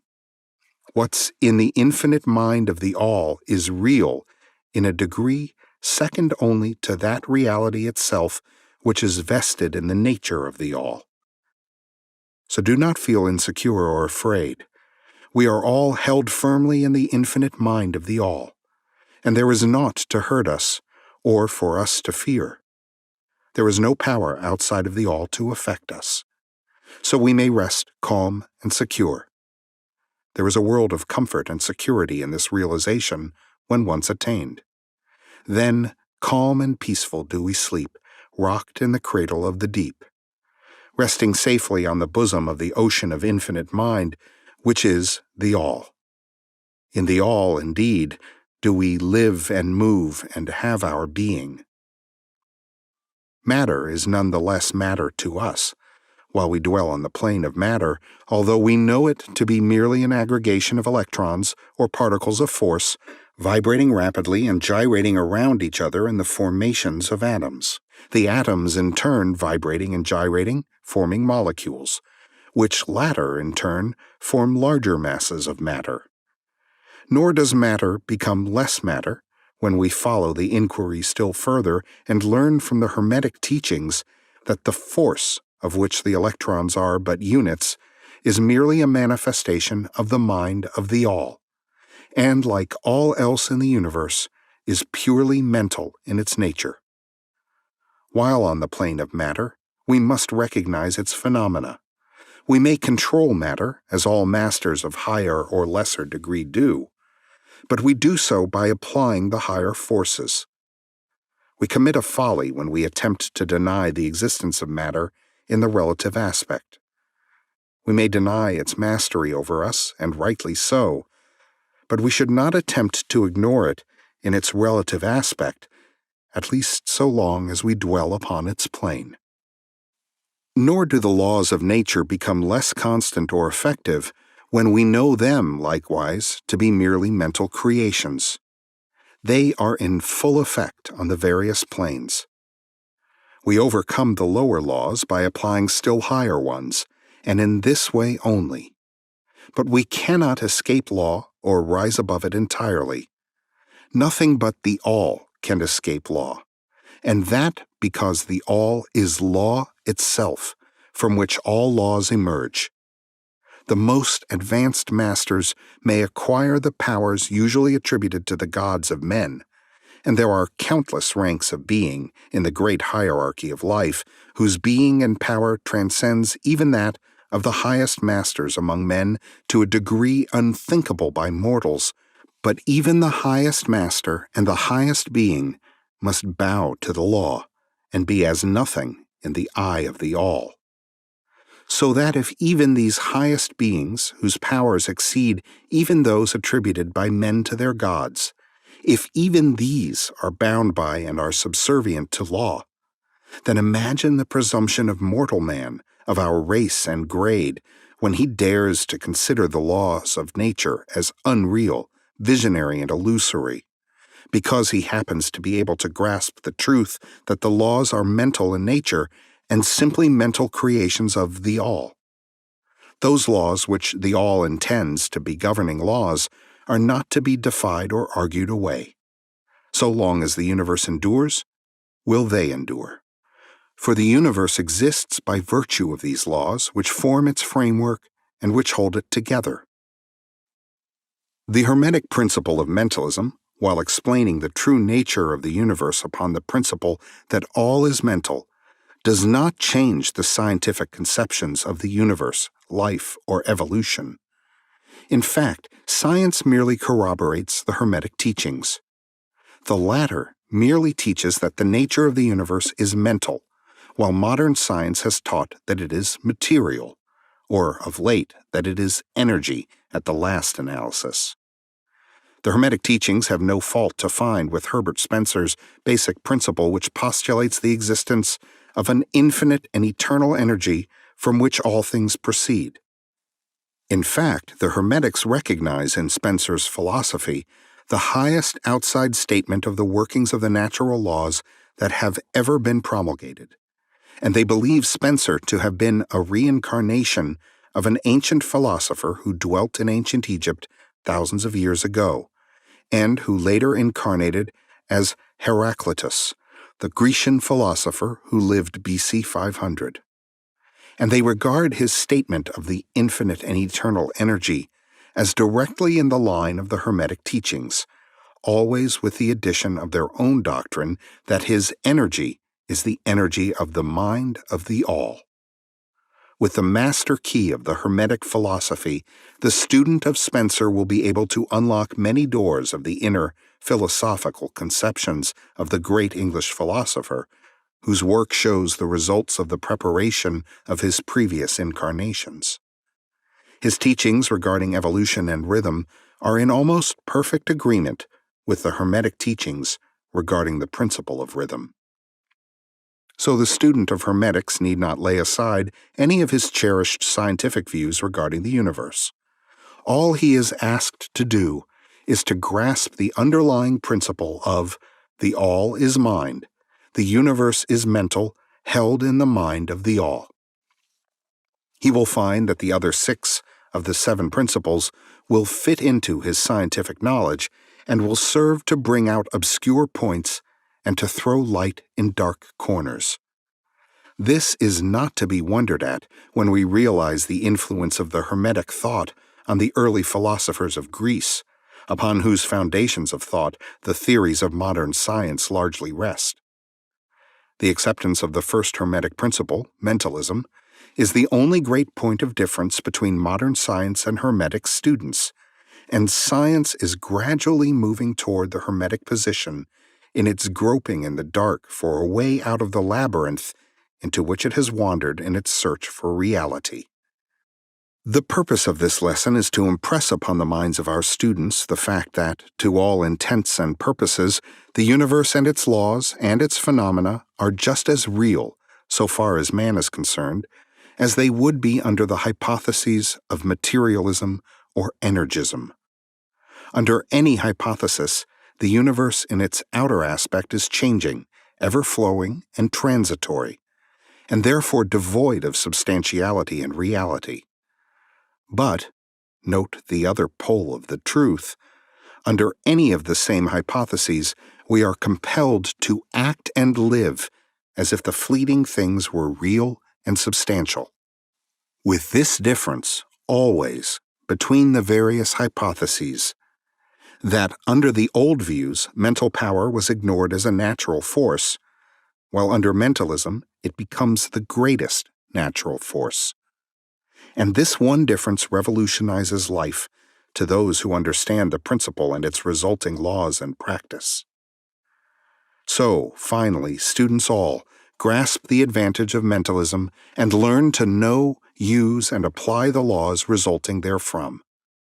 But do not yield to the temptation which, as the Kybalion states, overcomes the half-wise, and which causes them to be hypnotized by the apparent unreality of things, the consequence being that they wander about like dream people, dwelling in a world of dreams, ignoring the practical work and life of man, the end being that they are broken against the rocks and torn asunder by the elements by reason of their folly. Rather, follow the example of the wise, which the same authority states, use law against laws, the higher against the lower, and by the art of alchemy transmute that which is undesirable into that which is worthy, and thus triumph.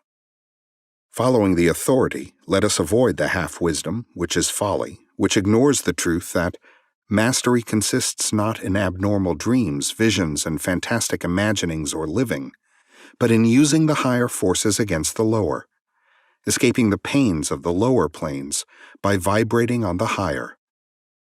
Remember always, student, that transmutation, not presumptuous denial, is the weapon of the master. The above quotations are from the Kybalion and are worthy of being committed to memory by the student. We do not live in a world of dreams, but in a universe which, while relative, is real so far as our lives and actions are concerned. Our business in the universe is not to deny its existence, but to live, using the laws to rise from lower to higher, living on, doing the best that we can under the circumstances arising each day, and living, so far as is possible, to our highest ideas and ideals. The true meaning of life is not known to men on this plane, if indeed to any, but the highest authorities and our own intuitions teach us that we will make no mistake in living up to the best that is in us, so far as is possible, and realizing the universal tendency in the same direction in spite of apparent evidences to the contrary. We are all on the path, and the road leads upward ever, with frequent resting places. Read the message of the Kybalion and follow the example of the wise, avoiding the mistake of the half-wise, who perish by reason of their folly. Chapter 7. The All in All. While all is in the all, it is equally true that the all is in all. To him who truly understands this truth hath come great knowledge. The Kybalion. How often have the majority of people heard repeated the statement that their deity, called by many names, was all in all, and how little have they suspected the inner occult truth concealed by these carelessly uttered words. The commonly used expression is a survival of the ancient Hermetic maxim quoted above. As the Kybalion says, to him who truly understands this truth hath come great knowledge. And this being so, let us seek this truth, the understanding of which means so much. In this statement of truth, this Hermetic maxim, is concealed one of the greatest philosophical, scientific, and religious truths. We have given you the Hermetic teaching regarding the mental nature of the universe, the truth that the universe is mental, held in the mind of the All. As the Kybalion says in the passage quoted above, all is in the All. But note also the correlated statement that it is equally true that the All is in all. This apparently contradictory statement is reconcilable under the law of paradox. It is, moreover, an exact Hermetic statement of the relations existing between the All and its mental universe. We have seen how all is in the All. Now, let us examine the other aspect of the subject. The Hermetic teachings are to the effect that the All is immanent in, remaining within, inherent, abiding within, its universe, and in every part, particle, unit, or combination within the universe. This statement is usually illustrated by the teachers by a reference to the principle of correspondence. The teacher instructs the student to form a mental image of something, a person, an idea, something having a mental form, the favorite example being that of the author or dramatist forming an idea of his characters, or a painter or sculptor forming an image of an ideal that he wishes to express by his art. In each case, the student will find that while the image has its existence and being solely within his own mind, yet he, the student, author, dramatist, painter, or sculptor, is, in a sense, immanent in, remaining within, or abiding within, the mental image also. In other words, the entire virtue, life, spirit of reality in the mental image is derived from the immanent mind of the thinker. Consider this for a moment, until the idea is grasped. To take a modern example, let us say that Othello, Iago, Hamlet, Lear, Richard III existed merely in the mind of Shakespeare at the time of their conception or creation. And yet, Shakespeare also existed within each of these characters, giving them their vitality, spirit, and action. Whose is the spirit of the characters that we know as Micawber, Oliver Twist, Uriah Heep? Is it Dickens?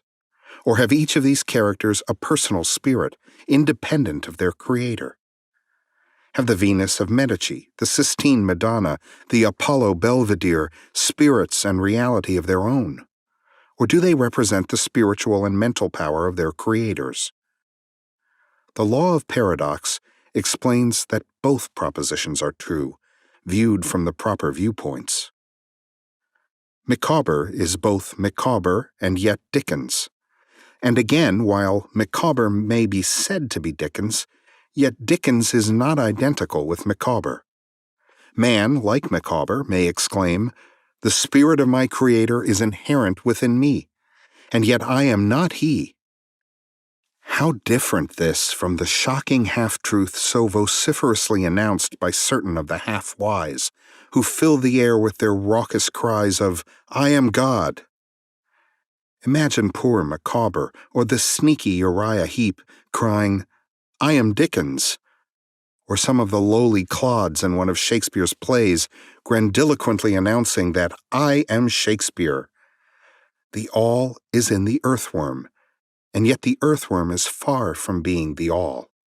And still the wonder remains, that though the earthworm exists merely as a lowly thing, created and having its being solely within the mind of the all, yet the all is immanent in the earthworm, and in the particles that go to make up the earthworm. Can there be any greater mystery than this of all in the all, and the all in all? The student will, of course, realize that the illustrations given above are necessarily imperfect and inadequate, for they represent the creation of mental images in finite minds, while the universe is a creation of infinite mind, and the difference between the two poles separates them. And yet it is merely a matter of degree. The same principle is in operation. The principle of correspondence manifests in each, as above, so below, as below, so above. And in the degree that man realizes the existence of the indwelling spirit immanent within his being, so will he rise in the spiritual scale of life. This is what spiritual development means: the recognition, realization, and manifestation of the spirit within us. Try to remember this last definition, that of spiritual development. It contains the truth of true religion. There are many planes of being, many subplanes of life, many degrees of existence in the universe, and all depend upon the advancement of beings in the scale, of which scale the lowest point is the grossest matter, the highest being separated only by the thinnest division from the spirit of the all. And upward and onward along this scale of life, everything is moving. All are on the path whose end is the all. All progress is a returning home. All is upward and onward in spite of all seemingly contradictory appearances. Such is the message of the illumined. The Hermetic teachings concerning the process of the mental creation of the universe are that at the beginning of the creative cycle, the all, in its aspect of being, projects its will toward its aspect of becoming, and the process of creation begins. It is taught that the process consists of the lowering of vibration until a very low degree of vibratory energy is reached, at which point the grossest possible form of matter is manifested. This process is called the stage of involution, in which the all becomes involved or wrapped up in its creation. This process is believed by the Hermetists to have a correspondence to the mental process of an artist, writer, or inventor who becomes so wrapped up in his mental creation as to almost forget his own existence, and who, for the time being, almost lives in his creation. If instead of wrapped, we use the word wrapped, perhaps we will give a better idea of what is meant. This involuntary stage of creation is sometimes called the outpouring of the divine energy, just as the evolutionary state is called the indrawing. The extreme pole of the creative process is considered to be the furthest removed from the all, while the beginning of the evolutionary stage is regarded as the beginning of the return swing of the pendulum of rhythm, a coming home idea being held in all of the Hermetic teachings. The teachings are that during the outpouring, the vibrations become lower and lower until finally the urge ceases and the return swing begins. But there is this difference, that while in the outpouring the creative forces manifest compactly and as a whole, yet from the beginning of the evolutionary or indrawing stage, there is manifested the law of individualization, that is, the tendency to separate into units of force, so that finally that which left the all as unindividualized energy returns to its source as countless highly developed units of life, having risen higher and higher in the scale by means of physical, mental, and spiritual evolution. The ancient Hermetists use the word meditation in describing the process of the mental creation of the universe in the mind of the all, the word contemplation also being frequently employed. But the idea intended seems to be that of the employment of the divine attention.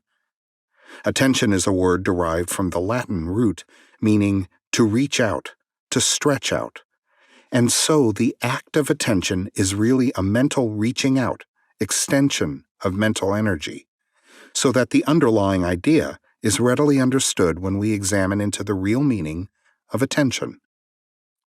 The Hermetic teachings regarding the process of evolution are that the all, having meditated upon the beginning of the creation, having thus established the material foundations of the universe, having thought it into existence, then gradually awakens or rouses from its meditation, and in so doing starts into manifestation the process of evolution on the material, mental, and spiritual planes, successively and in order. Thus the upward movement begins, and all begins to move spiritward. Matter becomes less gross. The units spring into being. The combinations begin to form. Life appears and manifests in higher and higher forms, and mind becomes more and more in evidence, the vibrations constantly becoming higher. In short, the entire process of evolution in all of its phases begins and proceeds according to the established laws of the indrawing process. All of this occupies eons upon eons of man's time, each eon containing countless millions of years. But yet the illumined inform us that the entire creation, including involution and evolution of a universe, is but as the twinkle of the eye to the all. At the end of countless cycles of eons of time, the all withdraws its attention, its contemplation and meditation of the universe, for the great work is finished, and all is withdrawn into the all from which it emerged. But mystery of mysteries, the spirit of each soul is not annihilated, but is infinitely expanded. The created and the creator are merged. Such is the report of the illumined. The above illustration of the meditation and subsequent awakening from meditation of the all is, of course, but an attempt of the teachers to describe the infinite process by a finite example. And yet, as below, so above. The difference is merely in degree. And just as the all arouses itself from the meditation upon the universe, so does man, in time, cease from manifesting upon the material plane and withdraws himself more and more into the indwelling spirit, which is indeed the divine ego. There is one more matter of which we desire to speak in this lesson, and that comes very near to an invasion of the metaphysical field of speculation, although our purpose is merely to show the futility of such speculation. We allude to the question which inevitably comes to the mind of all thinkers who have ventured to seek the truth. The question is, why does the all create universes? The question may be asked in different forms, but the above is the gist of the inquiry. Men have striven hard to answer this question, but still there is no answer worthy of the name. Some have imagined that the all had something to gain by it, but this is absurd, for what could the all gain that it did not already possess? Others have sought the answer in the idea that the all wished something to love, and others that it created for pleasure or amusement, or because it was lonely, or to manifest its power. All puerile explanations and ideas belonging to the childish period of thought. Others have sought to explain the mystery by assuming that the all found itself compelled to create by reason of its own internal nature, its creative instinct. This idea is in advance of the others, but its weak point lies in the idea of the all being compelled by anything, internal or external.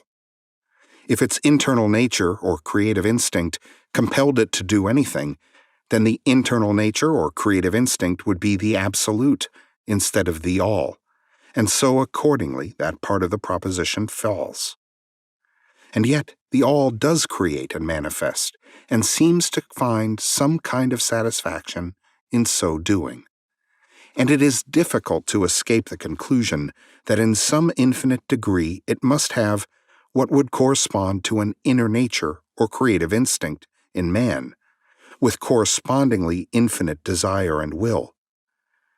It could not act unless it willed to act, and it would not will to act unless it desired to act, and it would not desire to act unless it obtained some satisfaction thereby. And all of these things would belong to an inner nature, and might be postulated as existing according to the law of correspondence. But still, we prefer to think of the all as acting entirely free from any influence, internal as well as external.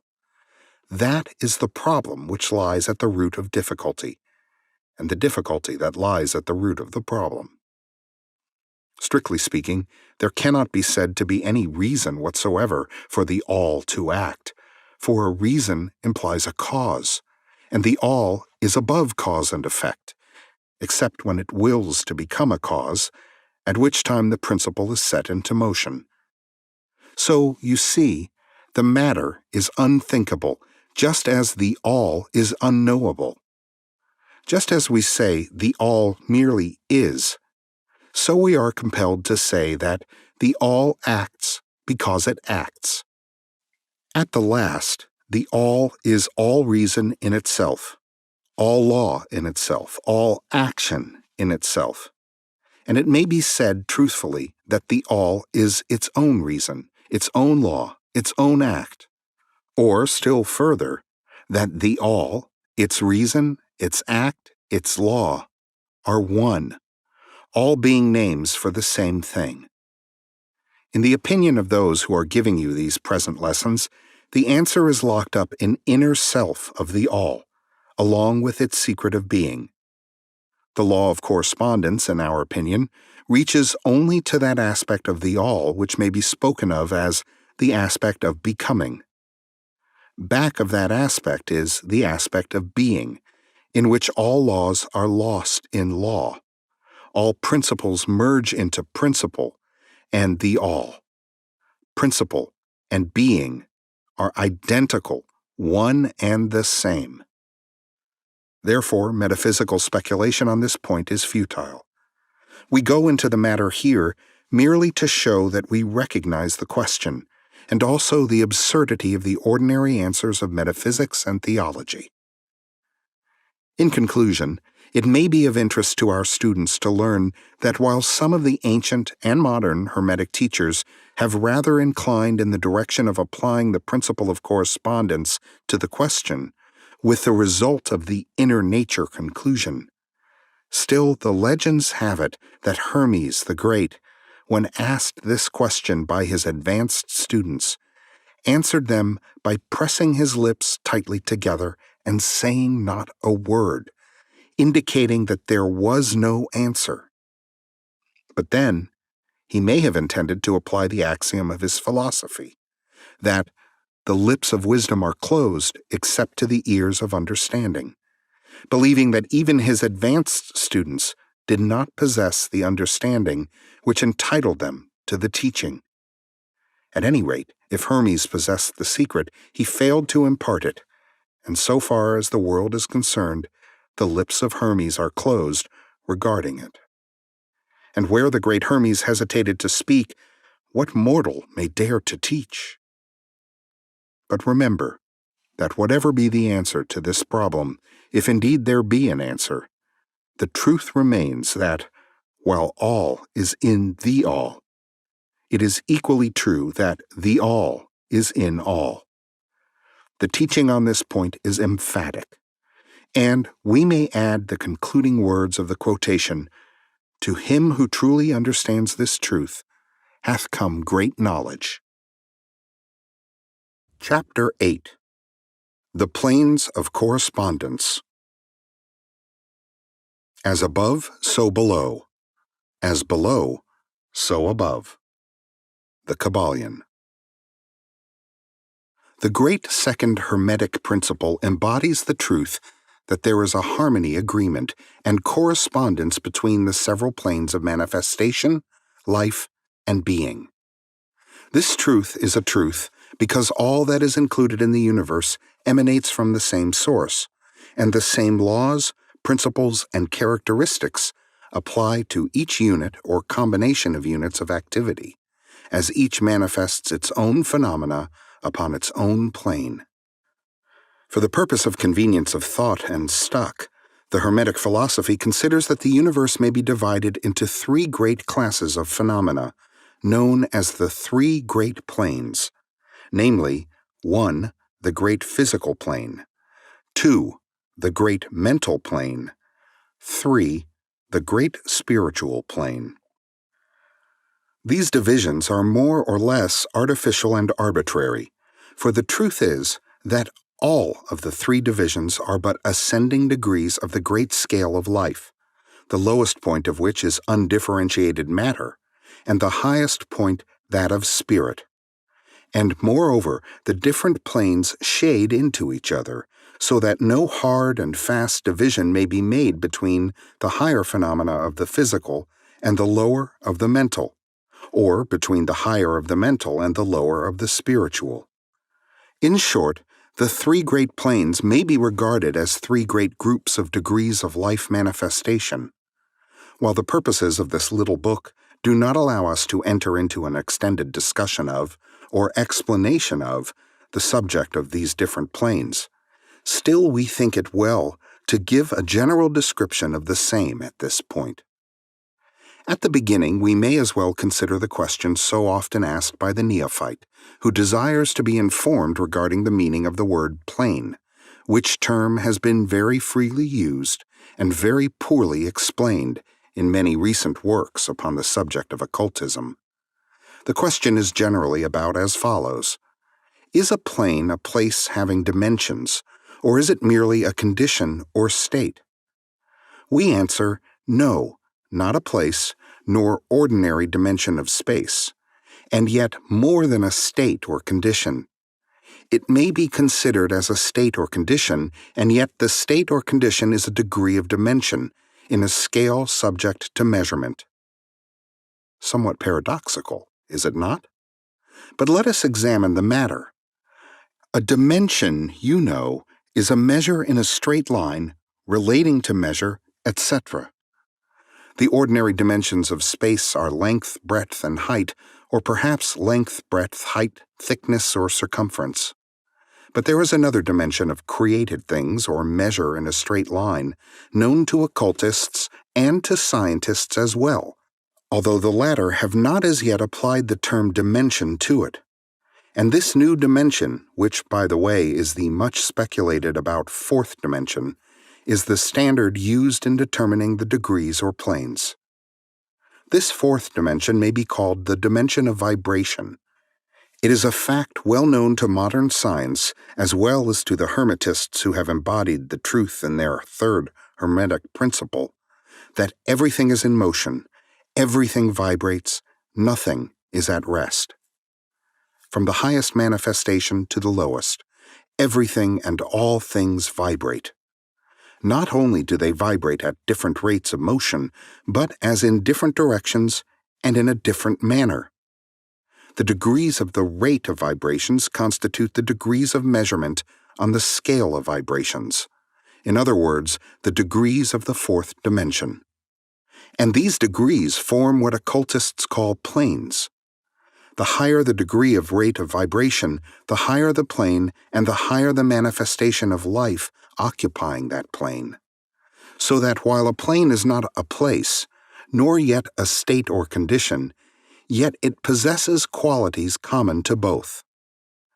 We shall have more to say regarding the subject of the scale of vibrations in our next lessons, in which we shall consider the Hermetic principle of vibration.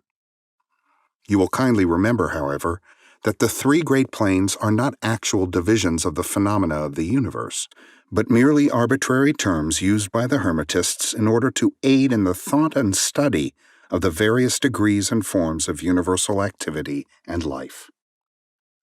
The atom of matter, the unit of force, the mind of man, and the being of the archangel are all but degrees in one scale, and all fundamentally the same, the difference between solely a matter of degree and rate of vibration. All are creations of the All, and have their existence solely within the infinite mind of the All. The Hermetists subdivide each of the three great planes into 7 minor planes, and each of these latter are also subdivided into 7 subplanes, all divisions being more or less arbitrary, shading into each other, and adopted merely for convenience of scientific study and thought. The great physical plane and its 7 minor planes is that division of the phenomena of the universe which includes all that relates to physics or material things, forces, and manifestations. It includes all forms of that which we call matter, and all forms of that which we call energy or force. But you must remember that the Hermetic philosophy does not recognize matter as a thing in itself, or as having a separate existence even in the mind of the All. The teachings are that matter is but a form of energy, that is, energy at a low rate of vibrations of a certain kind.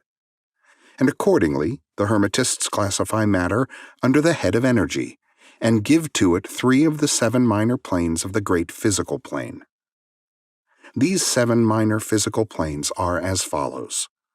1. The plane of matter A. 2. The plane of matter B. 3. The plane of matter C.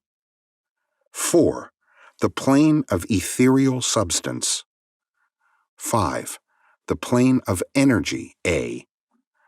6. The plane of energy B. 7. The plane of energy C. The plane of matter A comprises the forms of matter in its form of solids, liquids, and gases, as generally recognized by the textbooks on physics. The plane of matter B comprises certain higher and more subtle forms of matter, of the existence of which modern science is but now recognizing, the phenomena of radiant matter, in its phases of radium, etc., belonging to the lower subdivision of this minor plane. The plane of matter C comprises forms of the most subtle and tenuous matter, the existence of which is not suspected by ordinary scientists. The plane of ethereal substance comprises that which science speaks of as the ether, a substance of extreme tenuity and elasticity, pervading all universal space and acting as a medium for the transmission of waves of energy, such as light, heat, electricity, etc. This ethereal substance forms a connecting link between matter, so called, and energy, and partakes of the nature of each. The Hermetic teachings, however, instruct that this plane has 7 subdivisions, as have all of the minor planes, and that, in fact, there are 7 ethers instead of but 1. Next above the plane of ethereal substance comes the plane of energy A, which comprises the ordinary forms of energy known to science, its 7 subplanes being, respectively, heat, light, magnetism, electricity, and attraction, including gravitation, cohesion, chemical affinity, etc., and several other forms of energy indicated by scientific experiments, but not as yet named or classified. The plane of energy B comprises 7 subplanes of higher forms of energy not as yet discovered by science, but which have been called nature's finer forces, and which are called into operation in manifestations of certain forms of mental phenomena, and by which such phenomena becomes possible. The plane of energy C comprises 7 subplanes of energy so highly organized that it bears many of the characteristics of life, but which is not recognized by the minds of men on the ordinary plane of development, being available for the use on beings of the spiritual plane alone. Such energy is unthinkable to ordinary man, and may be considered almost as the divine power. The beings employing the same are as gods compared even to the highest human types known to us. The great mental plane comprises those forms of living things known to us in ordinary life, as well as certain other forms not so well known except to the occultist. The classification of the 7 minor mental planes is more or less satisfactory and arbitrary, unless accompanied by elaborate explanations which are foreign to the purpose of this particular work.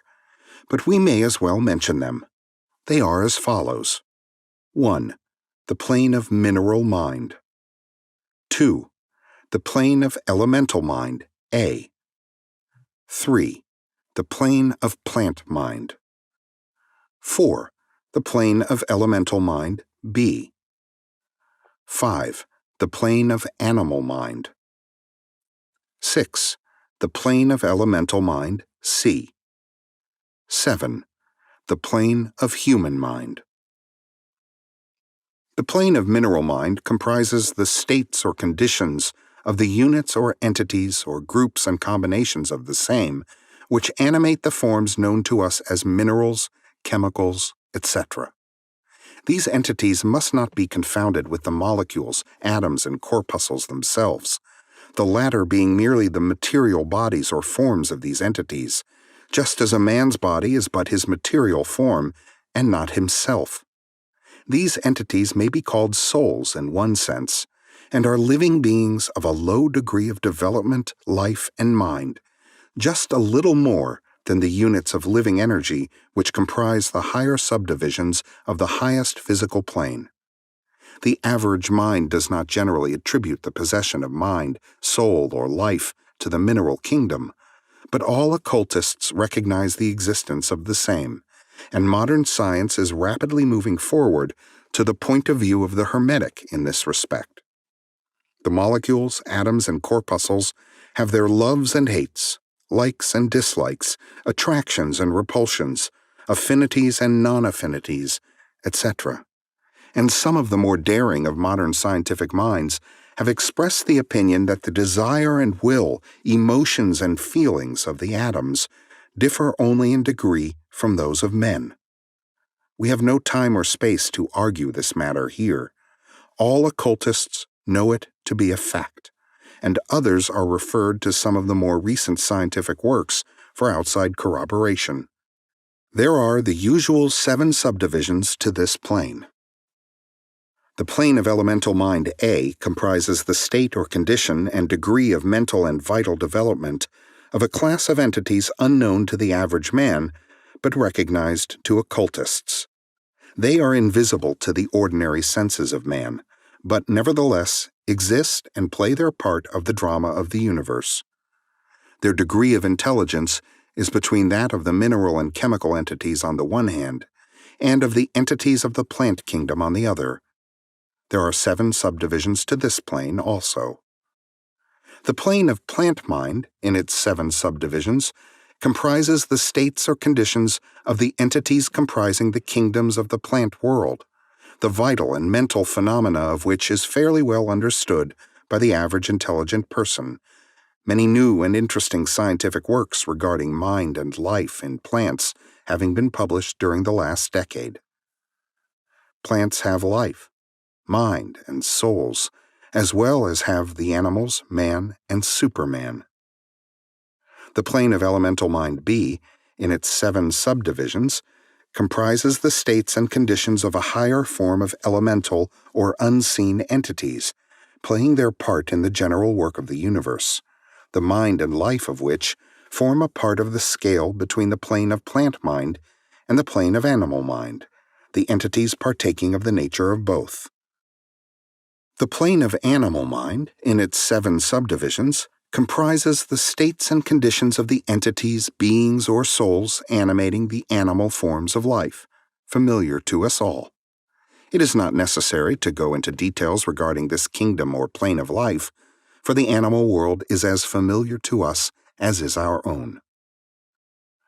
The plane of elemental mind, C, in its 7 subdivisions, comprises those entities or beings, invisible as are all such elemental forms, which partake of the nature of both animal and human life in a degree and in certain combinations. The highest forms are semi-human in intelligence. The plane of human mind, in its 7 subdivisions, comprises those manifestations of life and mentality which are common to man in his various grades, degrees, and divisions. In this connection, we wish to point out the fact that the average man of today occupies but the 4th subdivision of the plane of human mind, and only the most intelligent have crossed the borders of the 5th subdivision. It has taken the race millions of years to reach this stage, and it will take many more years for the race to move on to the 6th and 7th subdivisions and beyond. But remember that there have been races before us which have passed through these degrees and then on to higher planes. Our own race is the 5th, with stragglers from the 4th, which has set foot upon the path. And then there are a few advanced souls of our own race who have outstripped the masses and who have passed on to the sixth and seventh subdivision, and some few being still further on. The man of the sixth subdivision will be the superman. He of the seventh will be the overman. In our consideration of the 7 minor mental planes, we have merely referred to the 3 elementary planes in a general way. We do not wish to go into this subject in detail in this work, for it does not belong to this part of the general philosophy and teachings. But we may say this much in order to give you a little clearer idea of the relations of these planes to the more familiar ones. The elementary planes bear the same relation to the planes of mineral, plant, animal, and human mentality and life that the black keys on the piano do to the white keys. The white keys are sufficient to produce music, but there are certain scales, melodies, and harmonies in which the black keys play their part, and in which their presence is necessary. They are also necessary as connecting links of soul condition, entity states, etc., between the several other planes, certain forms of development being attained therein, this last fact giving to the reader who can read between the lines a new light upon the processes of evolution, and a new key to the secret door of the leaps of life between kingdom and kingdom. The great kingdoms of elementals are fully recognized by all occultists, and the esoteric writings are full of mention of them. The readers of Bulwer's Zanoni and similar tales will recognize the entities inhabiting these planes of life. Passing on from the great mental plane to the great spiritual plane, what shall we say? How can we explain these higher states of being, life, and mind to minds as yet unable to grasp and understand the higher subdivisions of the plane of human mind? The task is impossible. We can speak only in the most general terms. How may light be described to a man born blind? How sugar to a man who has never tasted anything sweet? How harmony to one born deaf? All that we can say is that the 7 minor planes of the great spiritual plane, each minor plane having its 7 subdivisions, comprise beings possessing life, mind, and form as far above that of man of today as the latter is above the earthworm, mineral, or even certain forms of energy or matter. The life of these beings so far transcends ours that we cannot even think of the details of the same. Their minds so far transcend ours that to them we scarcely seem to think, and our mental processes seem almost akin to material processes. The matter of which their forms are composed is of the highest planes of matter, nay, some are even said to be clothed in pure energy. What may be said of such beings? On the 7 minor planes of the great spiritual plane exist beings of whom we may speak as angels, archangels, demigods. On the lower minor planes dwell those great souls whom we call masters and adepts. Above them come the great hierarchies of the angelic posts, unthinkable to man. And above those come those who may, without irreverence, be called the gods. So high in the scale of being are they, their being, intelligence, and power being akin to those attributed by the races of men to their conceptions of deity. These beings are beyond even the highest flights of the human imagination, the word divine being the only one applicable to them. Many of these beings, as well as the angelic host, take the greatest interest in the affairs of the universe and play an important part in its affairs. These unseen divinities and angelic helpers extend their influence freely and powerfully in the process of evolution and cosmic progress. Their occasional intervention and assistance in human affairs have led to the many legends, beliefs, religions, and traditions of the race, past and present. They have superimposed their knowledge and power upon the world again and again, all under the law of the all, of course. But yet, even the highest of these advanced beings exist merely as creations of and in the mind of the All, and are subject to the cosmic processes and universal laws. They are still mortal. We may call them gods if we like, but still they are but the elder brethren of the race, the advanced souls who have outstripped their brethren and who have foregone the ecstasy of absorption by the All in order to help the race on its upward journey along the path. But they belong to the universe and are subject to its conditions. They are mortal, and their plane is below that of absolute spirit.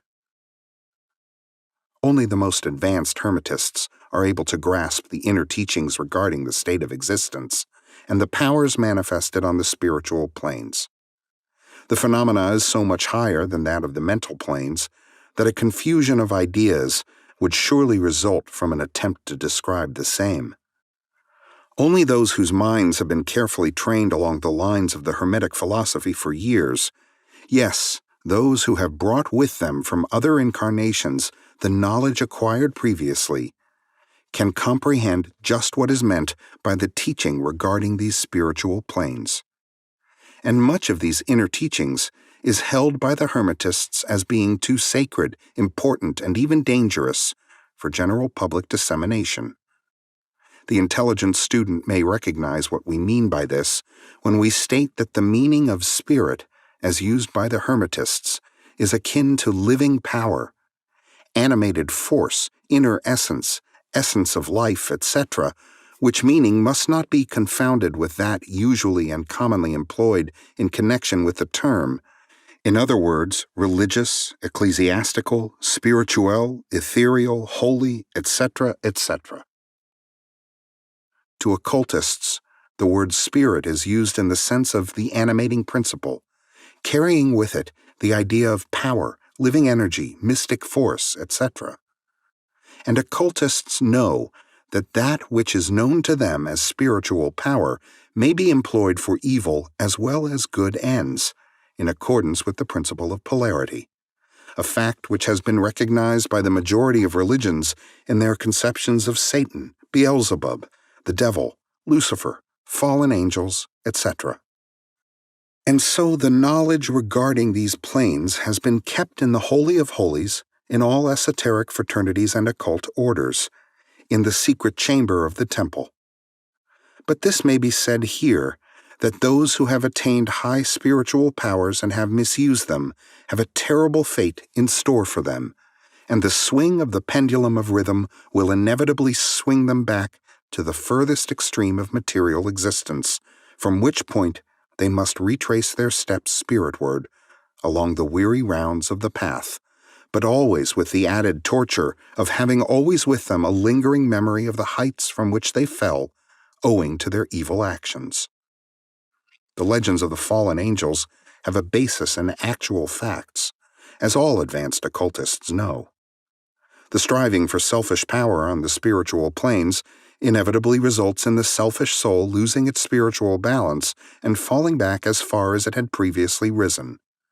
But to even such a soul, the opportunity of a return is given, and such souls make the return journey, paying the terrible penalty according to the invariable law. In conclusion, we would again remind you that according to the principle of correspondence, which embodies the truth, as above, so below, as below, so above, all of the 7 Hermetic principles are in full operation on all of the many planes, physical, mental, and spiritual. The principle of mental substance, of course, applies to all the planes, for all are held in the mind of the All. The principle of correspondence manifests in all, for there is a correspondence, harmony, and agreement between the several planes. The principle of vibration manifests on all planes. In fact, the very differences that go to make the planes arise from vibration, as we have explained. The principle of polarity manifests on each plane, the extremes of the poles being apparently opposite and contradictory.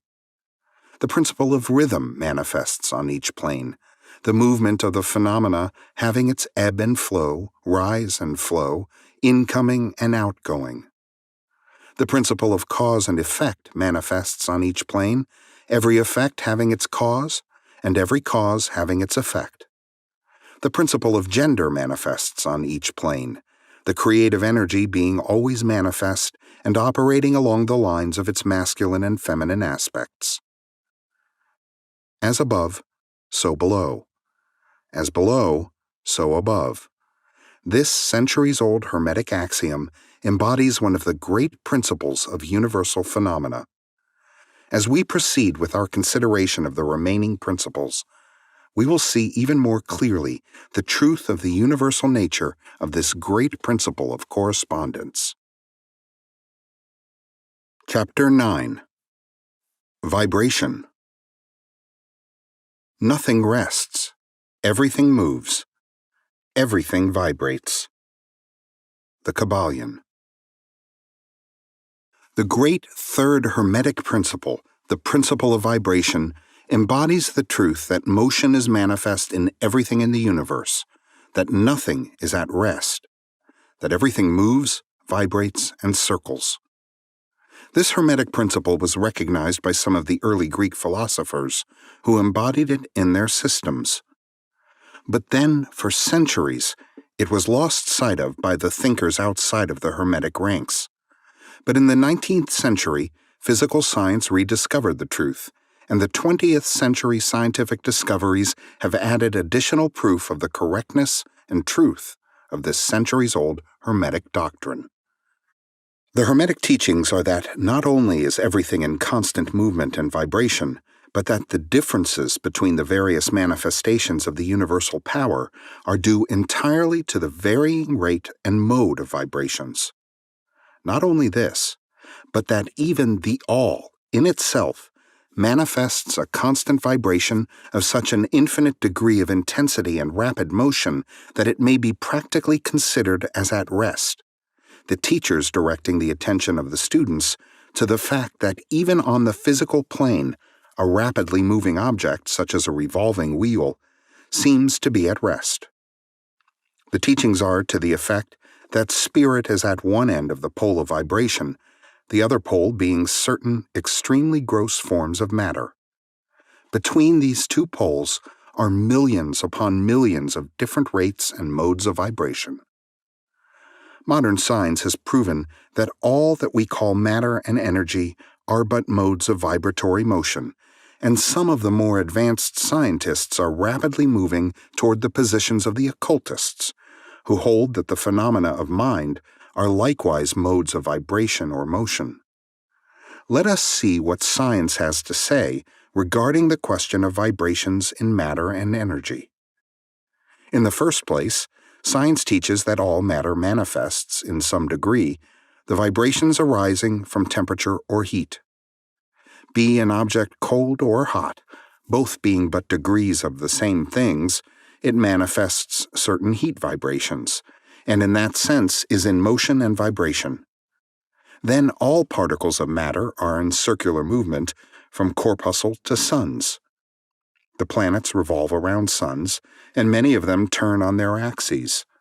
The suns move around greater central points, and these are believed to move around still greater, and so on, ad infinitum. The molecules of which the particular kinds of matter are composed are in a state of constant vibration and movement around each other and against each other. The molecules are composed of atoms, which, likewise, are in a state of constant movement and vibration. The atoms are composed of corpuscles, sometimes called electrons, ions, etc., which also are in a state of rapid motion, revolving around each other, and which manifest a very rapid state and mode of vibration. And so we see that all forms of matter manifest vibration in accordance with the Hermetic principle of vibration. And so it is with the various forms of energy. Science teaches that light, heat, magnetism, and electricity are but forms of vibratory motion connected in some way with, and probably emanating from, the ether. Science does not as yet attempt to explain the nature of the phenomena known as cohesion, which is the principle of molecular attraction, nor chemical affinity, which is the principle of atomic attraction, nor gravitation, the greatest mystery of the three, which is the principle of attraction by which every particle or mass of matter is bound to every other particle or mass. These three forms of energy are not as yet understood by science, yet the writers incline to the opinion that these too are manifestations of some form of vibratory energy, a fact which the Hermetists have held and taught for ages past.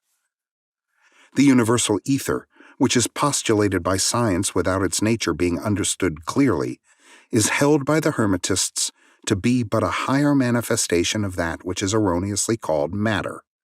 That is to say, matter at a higher degree of vibration, and is called by them the ethereal substance. The Hermetists teach that this ethereal substance is of extreme tenuity and elasticity, and pervades universal space, serving as a medium of transmission of waves of vibratory energy, such as heat, light, electricity, magnetism, etc. The teachings are that the ethereal substance is a connecting link between the forms of vibratory energy known as matter, on the one hand, and energy or force on the other, and also that it manifests a degree of vibration in rate and mode entirely its own. Scientists have offered the illustration of a rapidly moving wheel, top, or cylinder to show the effects of increasing rates of vibration. The illustration supposes a wheel, top, or revolving cylinder running at a low rate of speed. We will call this revolving thing the object in following out the illustration. Let us suppose the object moving slowly. It may be seen readily, but no sound of its movement reaches the ear. The speed is gradually increased. In a few moments, its movement becomes so rapid that a deep growl or low note may be heard. Then, as the rate is increased, the note rises one in the musical scale. Then, the motion being still further increased, the next highest note is distinguished. Then, one after another, all the notes of the musical scale appear, rising higher and higher as the motion is increased. Finally, when the motions have reached a certain rate, the final note perceptible to human ears is reached, and the shrill, piercing shriek dies away, and silence follows. No sound is heard from the revolving object, the rate of motion being so high that the human ear cannot register the vibrations. Then comes the perception of rising degrees of heat. Then, after quite a time, the eye catches a glimpse of the object becoming a dull, dark reddish color. As the rate increases, the red becomes brighter. Then, as the speed is increased, the red melts into an orange. Then the orange melts into a yellow. Then follow, successively, the shades of green, blue, indigo, and finally violet as the rate of speed increases. Then the violet shades away, and all color disappears, the human eye not being able to register them. But there are invisible rays emanating from the revolving object, the rays that are used in photographing and other subtle rays of light. Then begin to manifest the peculiar rays known as the X-rays, etc., as the constitution of the object changes. Electricity and magnetism are emitted when the appropriate rate of vibration is attained. When the object reaches a certain rate of vibration, its molecules disintegrate and resolve themselves into the original elements or atoms. Then the atoms, following the principle of vibration, are separated into the countless corpuscles of which they are composed. And finally, even the corpuscles disappear, and the object may be said to be composed of the ethereal substance. Science does not dare to follow the illustration further, but the Hermetists teach that if the vibrations be continually increased, the object would mount up the successive states of manifestation, and would in turn manifest the various mental stages, and then on, spiritward, until it would finally re-enter the All, which is absolute spirit. The object, however, would have ceased to be an object long before the stage of ethereal substance was reached, but otherwise the illustration is correct, inasmuch as it shows the effect of constantly increased rates and modes of vibration. It must be remembered, in the above illustration, that at the stages at which the object throws off vibrations of light, heat, etc., it is not actually resolved into those forms of energy, which are much higher in the scale, but simply that it reaches a degree of vibration in which those forms of energy are liberated in a degree from the confining influences of its molecules, atoms, and corpuscles, as the case may be. These forms of energy, although much higher in the scale than matter, are imprisoned and confined in the material combinations by reason of the energies manifesting through and using material forms, but thus becoming entangled and confined in their creations of material forms, which, to an extent, is true of all creations, the creating force becoming involved in its creation. But the Hermetic teachings go much further than do those of modern science. They teach that all manifestations of thought, emotion, reason, will, or desire, or any mental state or condition, are accompanied by vibrations, a portion of which are thrown off and which tend to affect the minds of other persons by induction. This is the principle which produces the phenomena of telepathy, mental influence, and other forms of the action and power of mind over mind, with which the general public is rapidly becoming acquainted, owing to the wide dissemination of occult knowledge by the various schools, cults, and teachers along these lines at this time. Every thought, emotion, or mental state has its corresponding rate and mode of vibration, and by an effort of the will of the person or of other persons, these mental states may be reproduced, just as a musical tone may be reproduced by causing an instrument to vibrate at a certain rate, just as color may be reproduced in the same way. By a knowledge of the principle of vibration as applied to mental phenomena, one may polarize his mind at any degree he wishes, thus gaining a perfect control over his mental states, moods, etc. In the same way, he may affect the minds of others, producing the desired mental states in them. In short, he may be able to produce on the mental plane that which science produces on the physical plane, namely, vibrations at will. This power, of course, may be acquired only by the proper instruction, exercises, practice, etc., the science being that of mental transmutation, one of the branches of the Hermetic art. A little reflection on what we have said will show the student that the principle of vibration underlies the wonderful phenomena of the power manifested by the masters and adepts, who are able to apparently set aside the laws of nature, but who, in reality, are simply using one law against another, one principle against others, and who accomplish their results by changing the vibrations of material objects or forms of energy, and thus perform what are commonly called miracles. As one of the old Hermetic writers has truly said, "He who understands the principle of vibration has grasped the scepter of power." Chapter 10. Polarity. Everything is dual. Everything has poles. Everything has its pair of opposites. Like and unlike are the same. Opposites are identical in nature, but different in degree. Extremes meet. All truths are but half-truths. All paradoxes may be reconciled. The Kybalion. The great fourth Hermetic principle, the principle of polarity, embodies the truth that all manifested things have two sides, two aspects, two poles, a pair of opposites, with manifold degrees between the two extremes. The old paradoxes, which have ever perplexed the mind of men, are explained by an understanding of this principle. Man has always recognized something akin to this principle, and has endeavored to express it by such sayings, maxims, and aphorisms as the following: Everything is and isn't at the same time. All truths are but half-truths. Every truth is half false. There are two sides to everything. There is a reverse side to every shield, etc., etc. The Hermetic teachings are to the effect that the difference between things seemingly diametrically opposed to each other is merely a matter of degree. It teaches that the pairs of opposites may be reconciled, and that thesis and antithesis are identical in nature, but different in degree, and that The universal reconciliation of opposites is effected by a recognition of this principle of polarity. The teachers claim that illustrations of this principle may be had on every hand, and from an examination into the real nature of anything.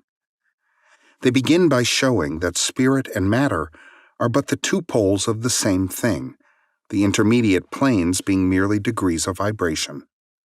They show that the all and the many are the same, the difference being merely a matter of degree of mental manifestation. Thus, the law and laws are the two opposite poles of one thing. Likewise, principle and principles, infinite mind and finite minds. Then passing on to the physical plane, they illustrate the principle by showing that heat and cold are identical in nature, the differences being merely a matter of degrees. The thermometer shows many degrees of temperature, the lowest pole being called cold, and the highest heat. Between these two poles are many degrees of heat or cold.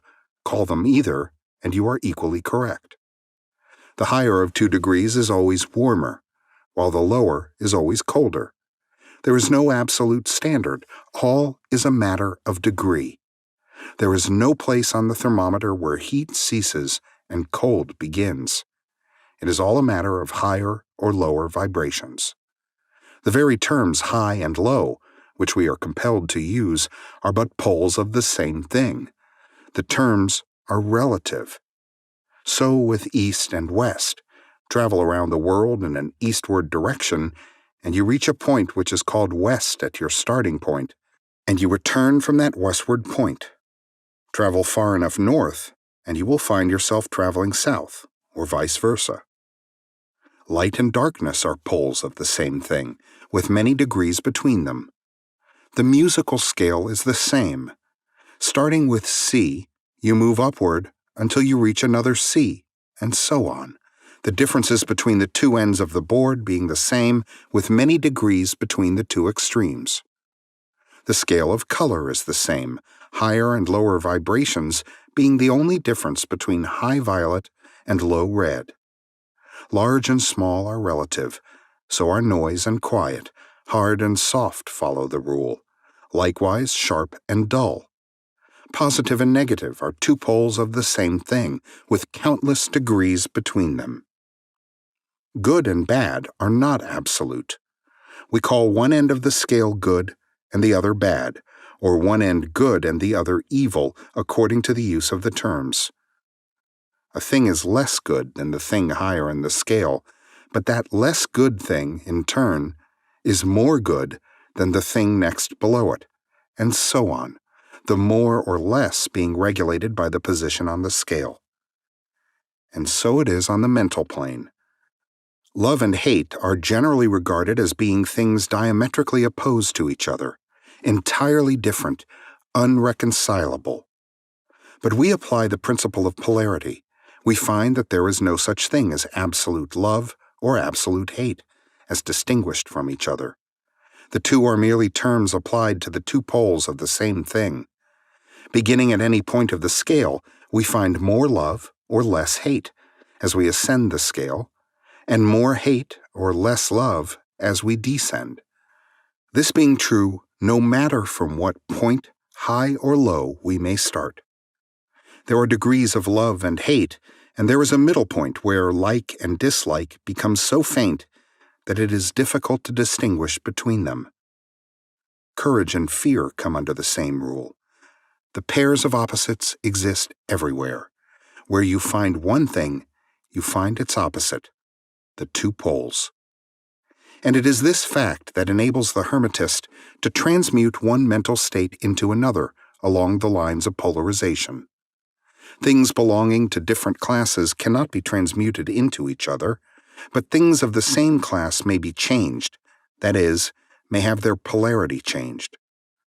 Thus love never becomes east or west, red or violet, but it may and often does turn into hate, and likewise hate may be transformed into love by changing its polarity. Courage may be transmuted into fear, and the reverse. Hard things may be rendered soft, dull things become sharp. hot things become cold, and so on, the transmutation always being between things of the same kind of different degrees. Take the case of a fearful man. By raising his mental vibrations along the line of fear-courage, he can be filled with the highest degree of courage and fearlessness. And likewise, the slothful man may change himself into an active, energetic individual simply by polarizing along the lines of the desired quality. The student who is familiar with the processes by which the various schools of mental science, etc., produce changes in the mental states of those following their teachings, may not readily understand the principle underlying many of these changes. When, however, the principle of polarity is once grasped, and it is seen that the mental changes are occasioned by a change of polarity, a sliding along the same scale, the matter is more readily understood. The change is not in the nature of a transmutation of one thing into another thing entirely different, but is merely a change of degree in the same things, a vastly important difference. For instance, borrowing an analogy from the physical plane, it is impossible to change heat into sharpness, loudness, highness, etc., but heat may readily be transmuted into cold simply by lowering the vibrations. In the same way, hate and love are mutually transmutable, so are fear and courage. But fear cannot be transformed into love, nor can courage be transmuted into hate. The mental states belong to innumerable classes, each class of which has its opposite poles, along which transmutation is possible. The student will readily recognize that in the mental states as well as in the phenomena of the physical plane, the two poles may be classified as positive and negative respectively. Thus, love is positive to hate, courage to fear, activity to non-activity, etc., etc. And it will also be noticed that even to those unfamiliar with the principle of vibration, the positive pole seems to be of a higher degree than the negative, and readily dominates it. The tendency of nature is in the direction of the dominant activity of the positive pole. In addition to the changing of the poles of one's own mental states by the operation of the art of polarization, the phenomena of mental influence in its manifold phases shows us that the principle may be extended so as to embrace the phenomena of the influence of one mind over that of another, of which so much has been written and taught of late years. When it is understood that mental induction is possible, that is, that mental states may be produced by induction from others, then we can readily see how a certain rate of vibration or polarization of a certain mental state may be communicated to another person, and his polarity in that class of mental states thus changed. It is along this principle that the results of many of the mental treatments are obtained. For instance, a person is blue, melancholy, and full of fear. A mental scientist, bringing his own mind up to the desired vibration by his trained will, and thus obtaining the desired polarization in his own case, then produces a similar mental state in the other by induction, the result being that the vibrations are raised and the person polarizes toward the positive end of the scale instead toward the negative, and his fear and other negative emotions are transmuted to courage and similar positive mental states. A little study will show you that these mental changes are nearly all along the line of polarization, the change being one of degree rather than of kind. A knowledge of the existence of this great Hermetic principle will enable the student to better understand his own mental states and those of other people. He will see that these states are all matters of degree, and seeing thus, he will be able to raise or lower the vibration at will, to change his mental poles, and thus be master of his mental states, instead of being their servant and slave. And by his knowledge, he will be able to aid his fellows intelligently, and by the appropriate methods, change the polarity when the same is desirable. We advise all students to familiarize themselves with this principle of polarity, for a correct understanding of the same will throw light on many difficult subjects. Chapter 11. Rhythm. Everything flows out and in. Everything has its tides.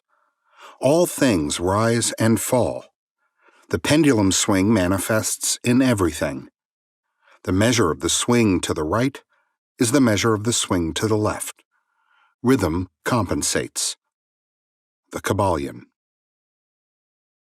The great fifth Hermetic principle, the principle of rhythm, embodies the truth that in everything there is manifested a measured motion, a to and from movement, a flow and inflow, a swing forward and backward, a pendulum-like movement, a tide-like ebb and flow, a high tide and a low tide, between the two poles manifest on the physical, mental, or spiritual planes.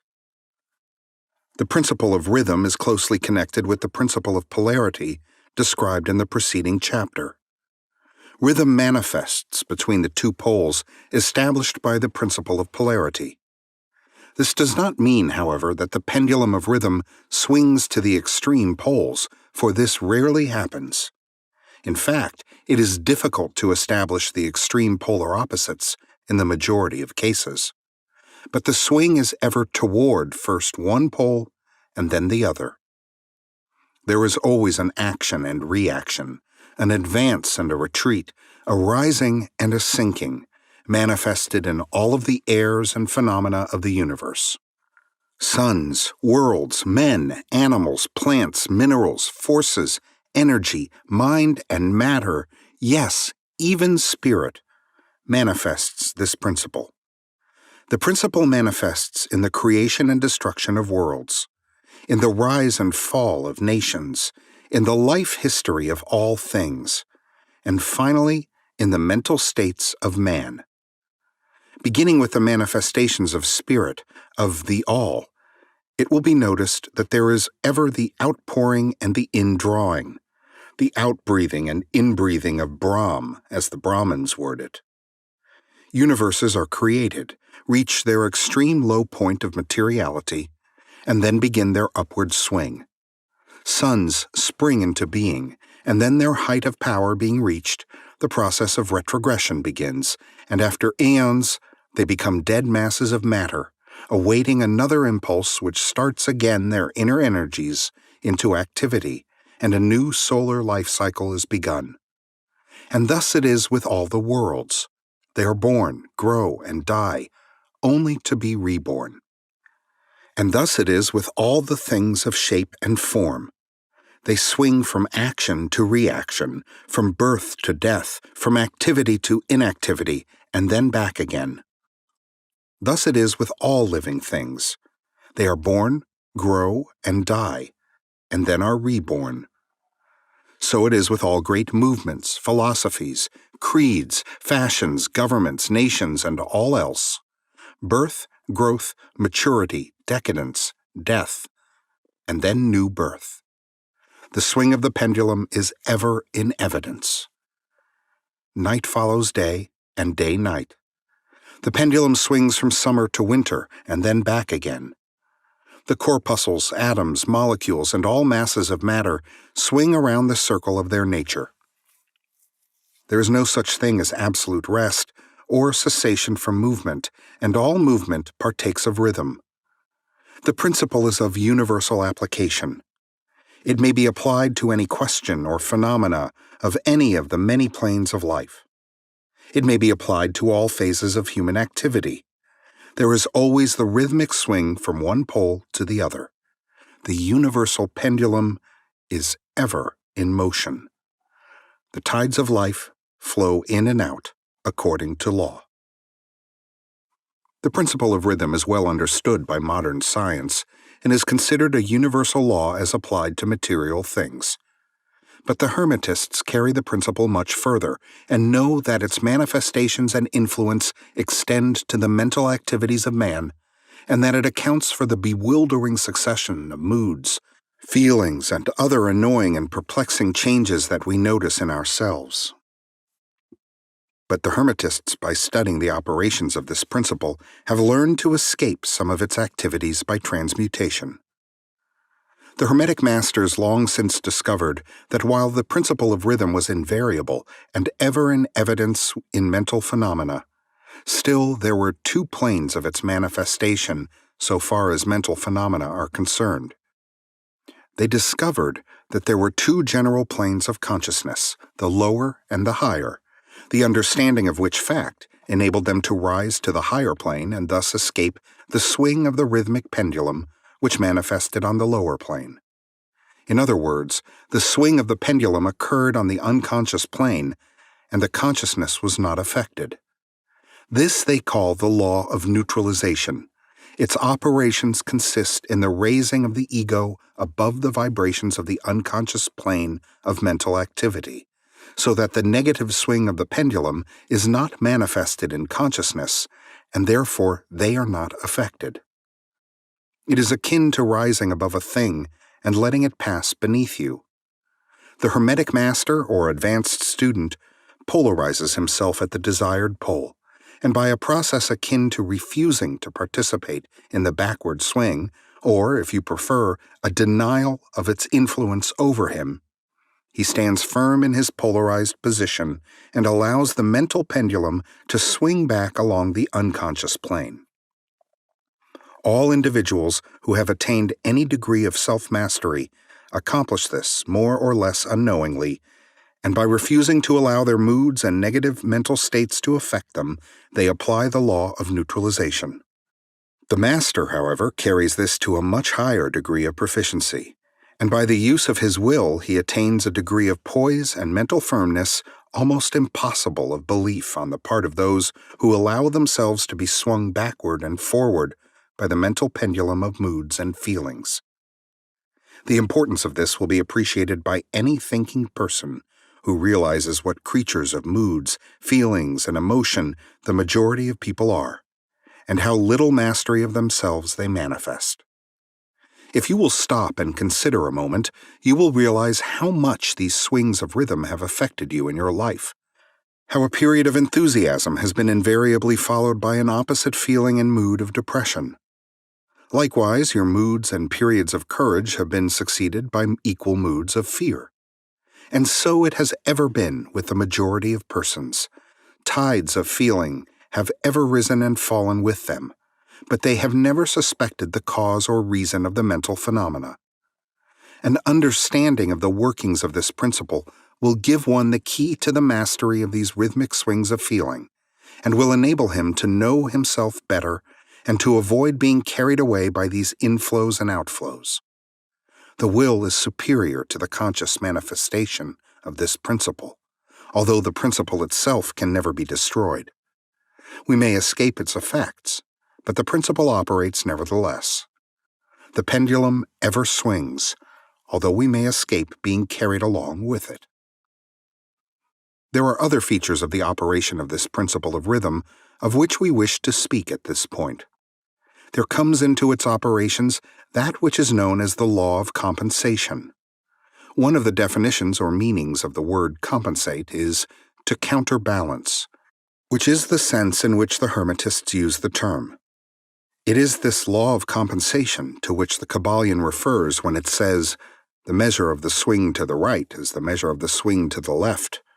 Rhythm compensates." The law of compensation is that the swing in one direction determines the swing in the opposite direction, or to the opposite pole. The one balances or counterbalances the other. On the physical plane, we see many examples of this law. The pendulum of the clock swings a certain distance to the right, and then an equal distance to the left. The seasons balance each other in the same way. The tides follow the same law, and the same law is manifested in all the phenomena of rhythm. The pendulum, with a short swing in one direction, has but a short swing in the other, while the long swing to the right invariably means the long swing to the left.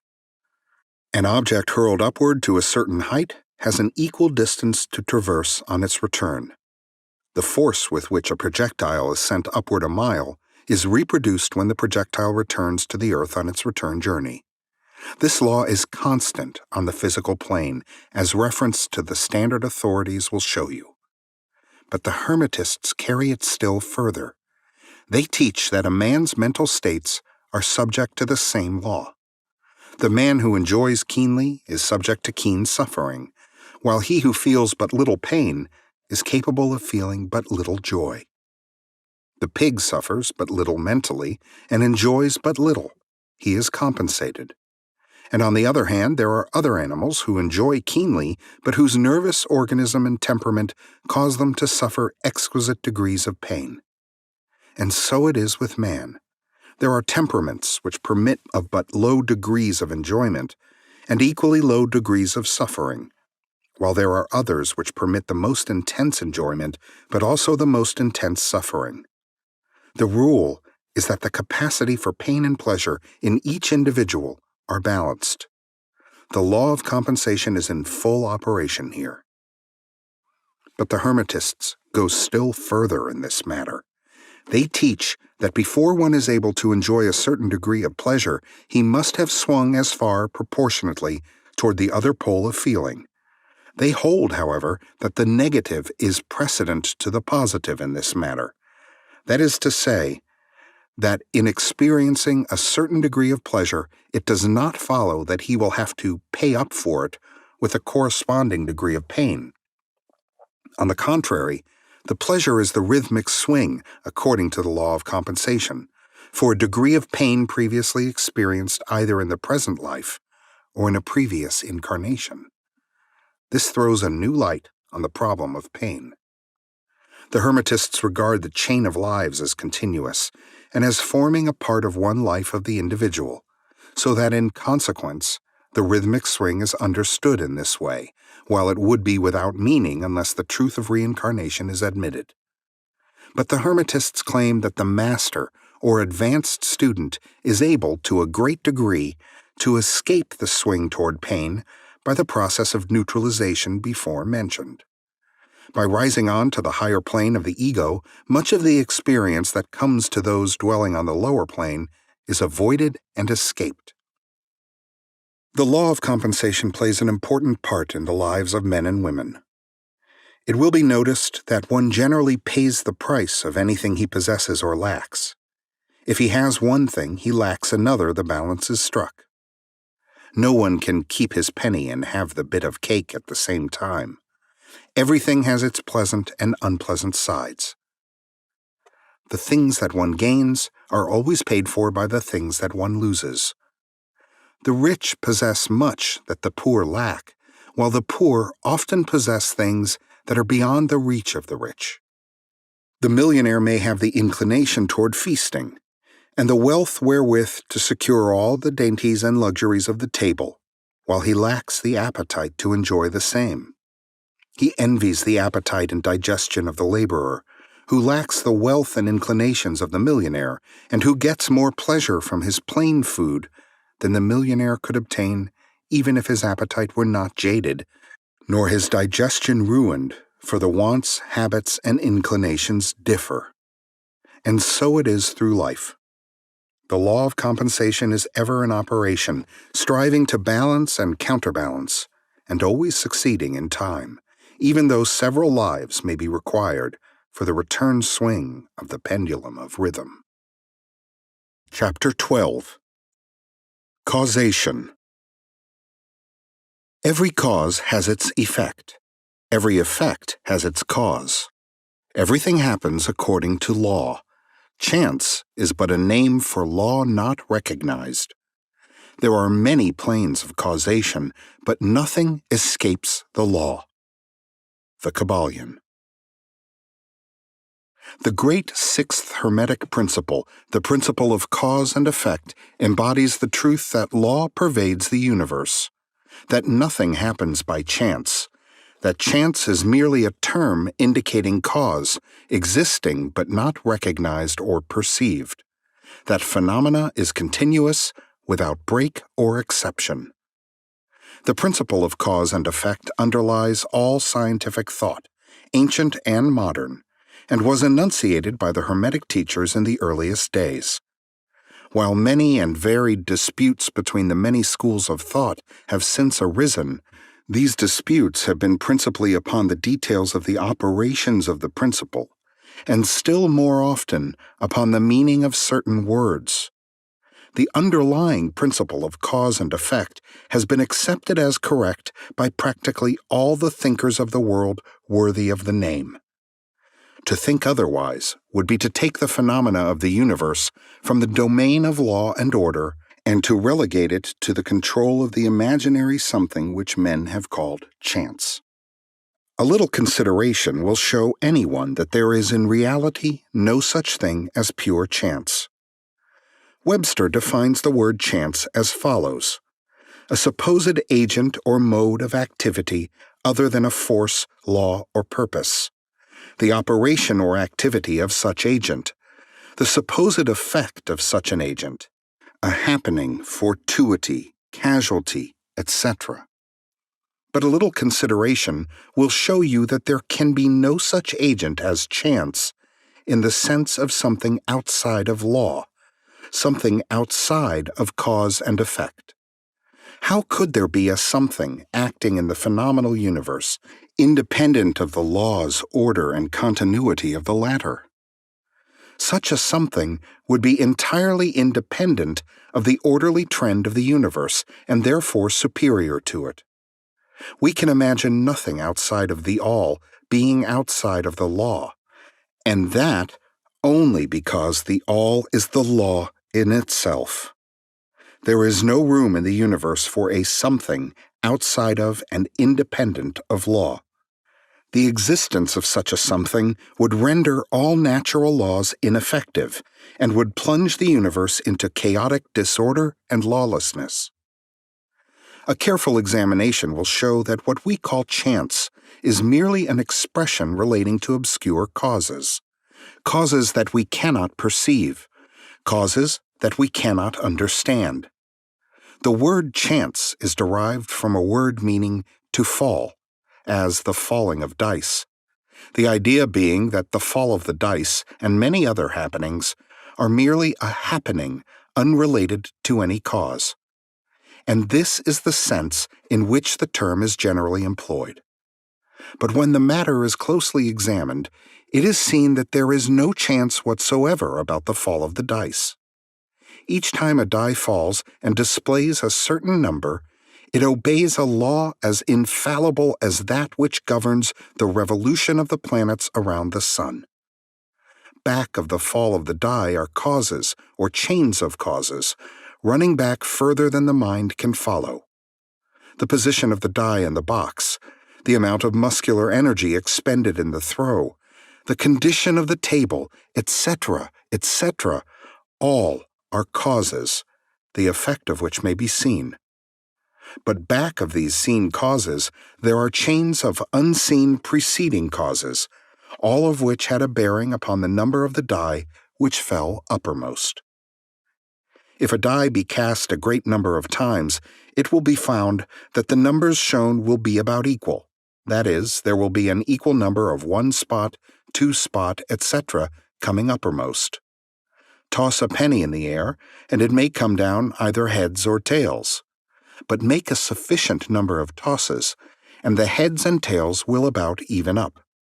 This is the operation of the law of average. But both the average and the single toss come under the law of cause and effect, and if we were able to examine into the preceding causes, it would be clearly seen that it was simply impossible for the die to fall other than it did, under the same circumstances and at the same time. Given the same causes, the same results will follow. There is always a cause and a because to every event. Nothing ever happens without a cause, or rather a chain of causes. Some confusion has arisen in the minds of persons considering this principle from the fact that they were unable to explain how one thing could cause another thing, that is, be the creator of the second thing. As a matter of fact, no thing ever causes or creates another thing. Cause and effect deals merely with events. An event is that which comes, arrives, or happens as a result or consequent of some preceding event. No event creates another event, but is merely a preceding link in the great orderly chain of events flowing from the creative energy of the All. There is a continuity between all events precedent, consequent, and subsequent. There is a relation existing between everything that has gone before and everything that follows. A stone is dislodged from a mountainside and crashes through a roof of a cottage in the valley below. At first sight, we regard this as a chance effect. But when we examine the matter, we find a great chain of causes behind it. In the first place, there was the rain which softened the earth, supporting the stone, and which allowed it to fall. Then, back of that, was the influence of the sun, other rains, etc., which gradually disintegrated the piece of rock from a larger piece. Then there were the causes which led to the formation of the mountain, and its upheaval by convulsions of nature, and so on ad infinitum. Then we might follow up the causes behind the rain, etc. Then we might consider the existence of the roof. In short, we would soon find ourselves involved in a mesh of cause and effect from which we would soon strive to extricate ourselves. Just as a man has 2 parents, and 4 grandparents, and 8 great-grandparents, and 16 great-great-grandparents, and so on, until when, say, 40 generations are calculated, the numbers of ancestors run into many millions. So it is with the number of causes behind even the most trifling event or phenomena, such as the passage of a tiny speck of soot before your eye. It is not an easy matter to trace the bit of soot back to the early period of the world's history when it formed a part of a massive tree trunk, which was afterward converted into coal and so on, until as the speck of soot it now passes before your vision on its way to other adventures. And a mighty chain of events, causes and effects, brought it to its present condition, and the latter is but one of the chain of events which will go to produce other events hundreds of years from now.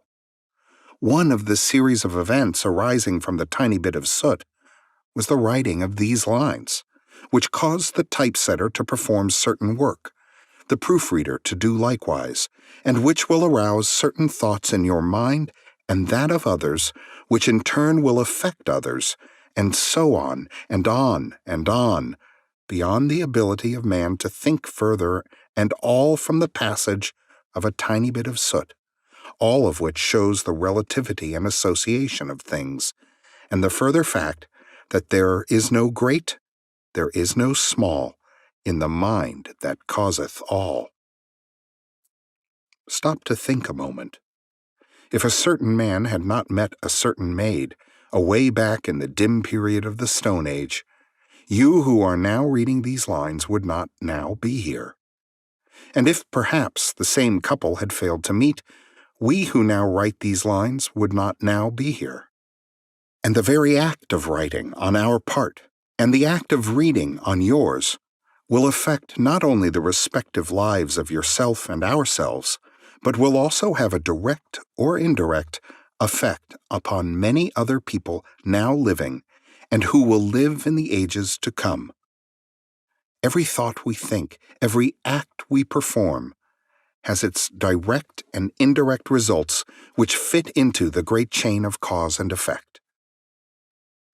We do not wish to enter into a consideration of free will or determinism in this work for various reasons. Among the many reasons is the principal one that neither side of the controversy is entirely right.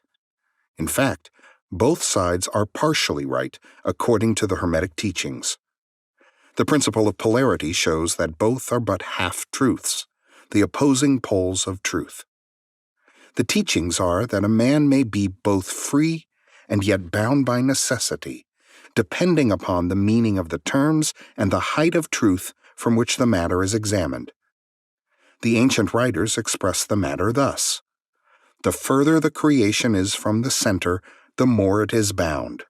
The nearer the center it reaches, the nearer free is it. The majority of people are more or less the slaves of heredity, environment, etc., and manifest very little freedom. They are swayed by the opinions, customs, and thoughts of the outside world, and also by their emotions, feelings, moods, etc. They manifest no mastery worthy of the name. They indignantly repudiate this assertion, saying, "Why, I certainly am free to act and do as I please. I do just what I want to do." But they fail to explain whence arise the want to and as I please. What makes them want to do one thing in preference to another? What makes them please to do this and not do that? Is there no because to their pleasing and wanting? The master can change these pleases and wants into others at the opposite end of the mental pole. He is able to will, instead of to will because some feeling, mood, emotion, or environmental suggestion arouses a tendency or desire within him so to do. The majority of people are carried along like the falling stone, obedient to environment, outside influences, and internal moods, desires, etc., not to speak of the desires and wills of others stronger than themselves, heredity, environment, and suggestion, carrying them along without resistance on their part or the exercise of the will. Moved like the pawns on the checkerboard of life, they play their parts and are laid aside after the game is over. But the masters, knowing the rules of the game, rise above the plane of material life, and placing themselves in touch with the higher powers of their nature, dominate their own moods, characters, qualities, and polarity, as well as the environment surrounding them, and thus become movers in the game instead of pawns, causes instead of effects. The masters do not escape the causation of the higher planes, but fall in with the higher laws, and thus master circumstances on the lower plane. They thus form a conscious part of the law, instead of being mere blind instruments. While they serve on the higher planes, they rule on the material plane. But on higher and on lower, the law is always in operation. There is no such thing as chance. The blind goddess has been abolished by reason. We are able to see now, with eyes made clear by knowledge, that everything is governed by universal law, that the infinite number of laws are but manifestations of the one great law, the law which is the all. It is true indeed that not a sparrow drops unnoticed by the mind of the all, that even the hairs on our head are numbered, as the scriptures have said. There is nothing outside of law, nothing that happens contrary to it. And yet, do not make the mistake of supposing that man is but a blind automaton. Far from that. The Hermetic teachings are that man may use law to overcome laws, and that the higher will always prevail against the lower, until at last he has reached the stage in which he seeks refuge in the law itself and laughs the phenomenal laws to scorn. Are you able to grasp the inner meaning of this? Chapter 13. Gender. Gender is in everything. Everything has its masculine and feminine principles. Gender manifests on all planes. The Kybalion. The great seventh Hermetic principle, the principle of gender, embodies the truth that there is gender manifested in everything, that the masculine and feminine principles are ever present and active in all phases of phenomena on each and every plane of life. At this point, we think it well to call your attention to the fact that gender, in its Hermetic sense, and sex, in the ordinarily accepted use of the term, are not the same. The word gender is derived from the Latin root meaning to beget, to procreate, to generate, to create, to produce. A moment's consideration will show you that the word has a much broader and more general meaning than the term sex, the latter referring to the physical distinctions between male and female living things. Sex is merely a manifestation of gender on a certain plane of the great physical plane, the plane of organic life. We wish to impress this distinction upon your minds for the reason that certain writers who have acquired a smattering of the Hermetic philosophy have sought to identify this seventh Hermetic principle with wild and fanciful and often reprehensible theories and teachings regarding sex. The office of gender is solely that of creating, producing, generating, etc., and its manifestations are visible on every plane of phenomena. It is somewhat difficult to produce proofs of this along scientific lines for the reason that science has not as yet recognized this principle as of universal application. But still, some proofs are forthcoming from scientific sources. In the first place, we find a distinct manifestation of the principle of gender among the corpuscles, ions, or electrons, which constitute the basis of matter as science now knows the latter, and which, by forming certain combinations, form the atom, which until lately was regarded as final and indivisible. The latest word of science is that the atom is composed of a multitude of corpuscles, electrons, or ions, the various names being applied by different authorities, revolving around each other and vibrating at a high degree and intensity. But the accompanying statement is made that the formation of the atom is really due to the clustering of negative corpuscles around a positive one, the positive corpuscles seeming to exert a certain influence upon the negative corpuscles, causing the latter to assume certain combinations and thus create or generate an atom. This is in line with the most ancient Hermetic teachings, which have always identified the masculine principle of gender with the positive and the feminine with the negative poles of electricity, so called. Now a word at this point regarding this identification. The public mind has formed an entirely erroneous impression regarding the qualities of the so-called negative pole of electrified or magnetized matter. The terms positive and negative are very wrongly applied to this phenomenon by science. The word positive means something real and strong as compared with a negative unreality or weakness. Nothing is further from the real facts of electrical phenomena. The so-called negative pole of the battery is really the pole in and by which the generation or production of new forms and energies is manifested. There is nothing negative about it. The best scientific authorities now use the word cathode in place of negative, the word cathode coming from the Greek root meaning descent, the path of generation, etc. From the cathode pole emerged the swarm of electrons or corpuscles. From the same pole emerged those wonderful rays which have revolutionized scientific conceptions during the past decade. The cathode pole is the mother of all of the strange phenomena which have rendered useless the old textbooks, and which have caused many long-accepted theories to be relegated to the scrap pile of scientific speculation.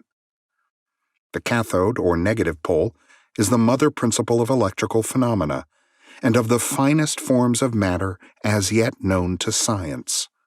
So you see, we are justified in refusing to use the term negative in our consideration of the subject, and in insisting upon substituting the word feminine for the old term. The facts of the case bear us out in this, without taking the Hermetic teachings into consideration. And so we shall use the word feminine in the place of negative in speaking of that pole of activity. The latest scientific teachings are that the creative corpuscles or electrons are feminine.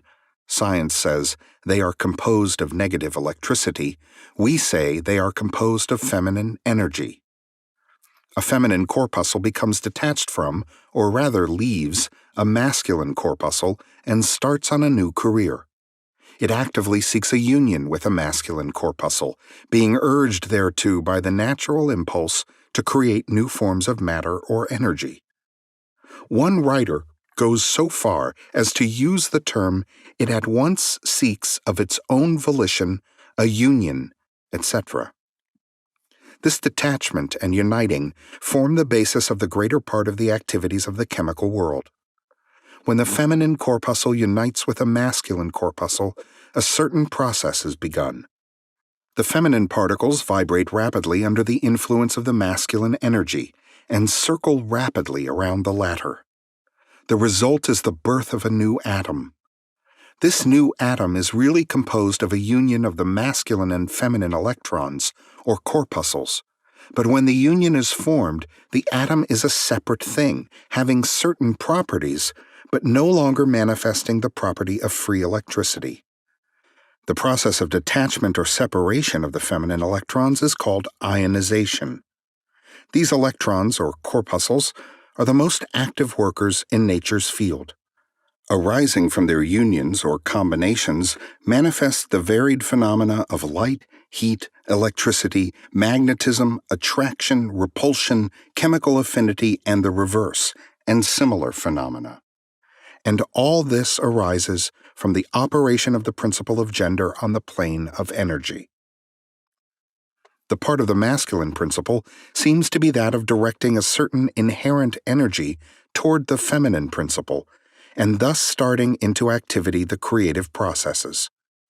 But the feminine principle is the one always doing the active creative work, and this is so on all planes. And yet each principle is incapable of operative energy without the assistance of the other. In some of the forms of life, the two principles are combined in one organism. For that matter, everything in the organic world manifests both genders. There is always the masculine present in the feminine form, and the feminine form. The Hermetic teachings include much regarding the operation of the two principles of gender in the production and manifestation of various forms of energy, etc. But we do not deem it expedient to go into detail regarding the same at this point, because we are unable to back up the same with scientific proof, for the reason that science has not as yet progressed thus far.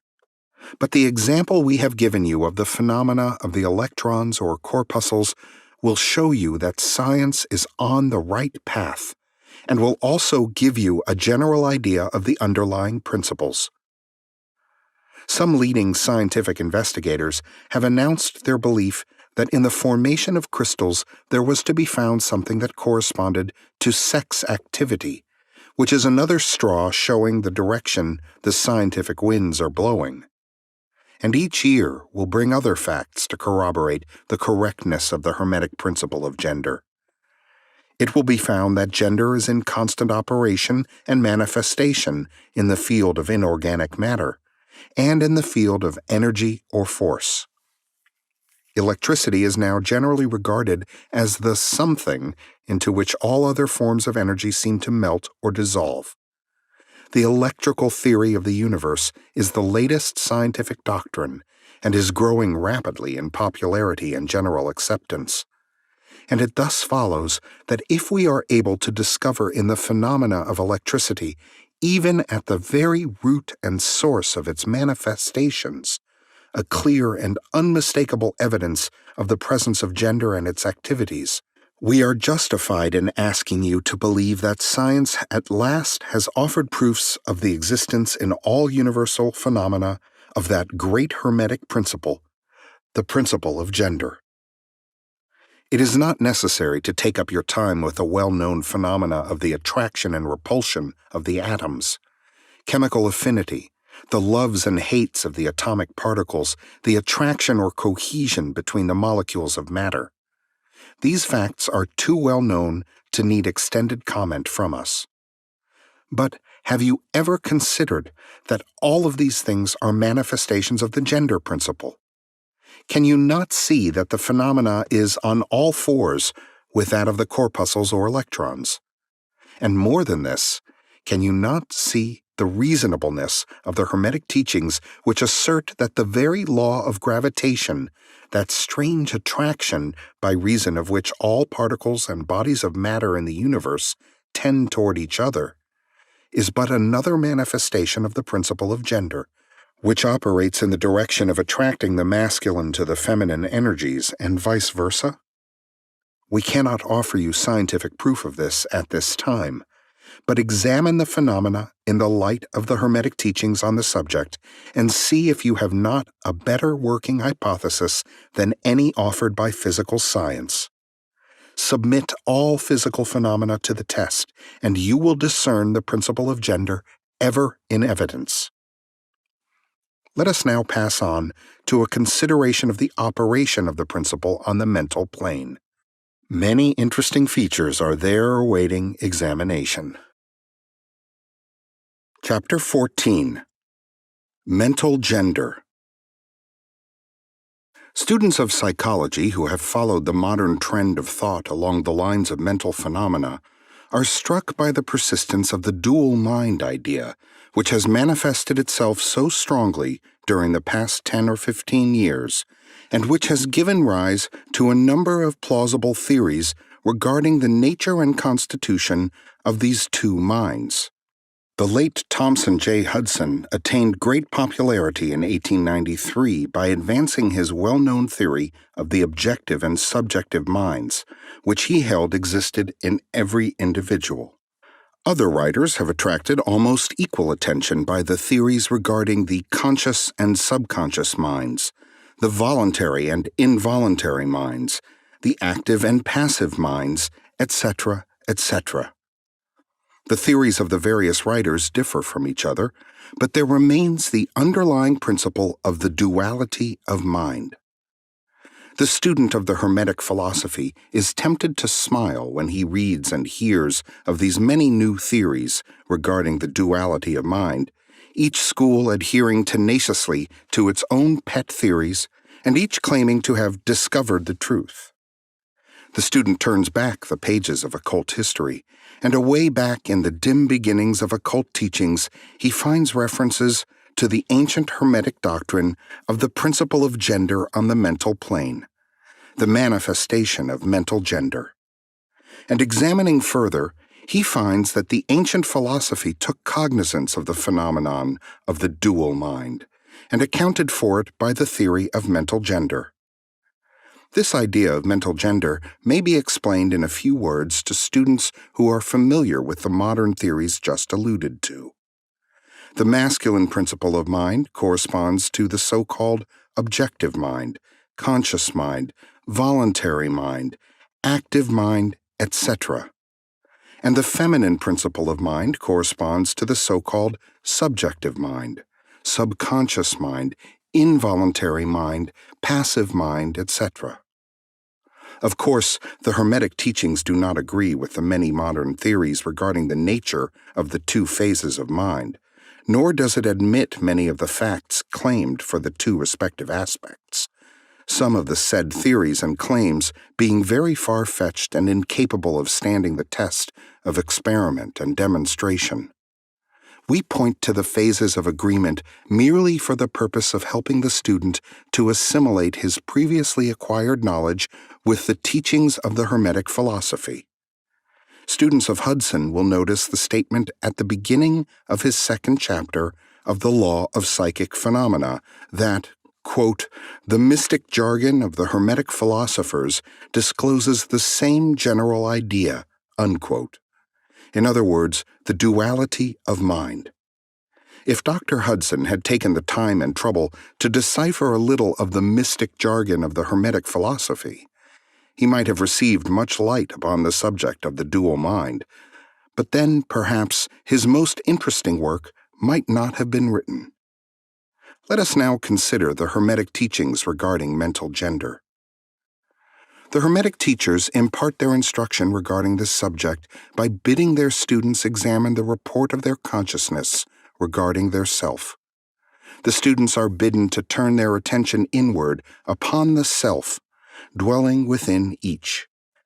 Each student is led to see that his consciousness gives him first a report of the existence of his self.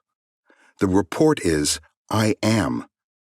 This at first seems to be the final words from the consciousness, but a little further examination discloses the fact that this "I am" may be separated or split into two distinct parts or aspects, which, while working in unison and in conjunction, yet nevertheless may be separated in consciousness. While at first there seems to be only an I existing, a more careful and closer examination reveals the fact that there exists an I and a me. These mental twins differ in their characteristics and nature, and an examination of their nature and the phenomena arising from the same will throw much light upon many of the problems of mental influence. Let us begin with a consideration of the me, which is usually mistaken for the I by the student until he presses the inquiry a little further back into the recesses of consciousness.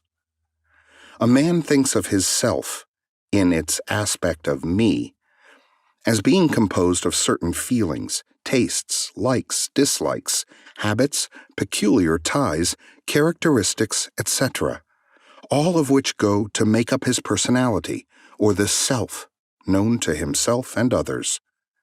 He knows that these emotions and feelings change, are born and die away, are subject to the principle of rhythm and the principle of polarity, which take him from one extreme of feeling to another. He also thinks of the me as being certain knowledge gathered together in his mind, and thus forming a part of himself. This is the me of a man. But we have proceeded too hastily. The me of many men may be said to consist largely of their consciousness of the body and their physical appetites, etc. Their consciousness being largely bound up with their bodily nature, they practically live there. Some men even go so far as to regard their personal apparel as a part of their me, and actually seem to consider it a part of themselves. A writer has humorously said that men consist of three parts: soul, body, and clothes. These clothes-conscious people would lose their personality if divested of their clothing by savages upon the occasion of a shipwreck. But even many who are not so closely bound up with the idea of personal raiment stick closely to the consciousness of their bodies being their me. They cannot conceive of a self independent of the body. Their mind seems to them to be practically a something belonging to their body, which in many cases it is indeed.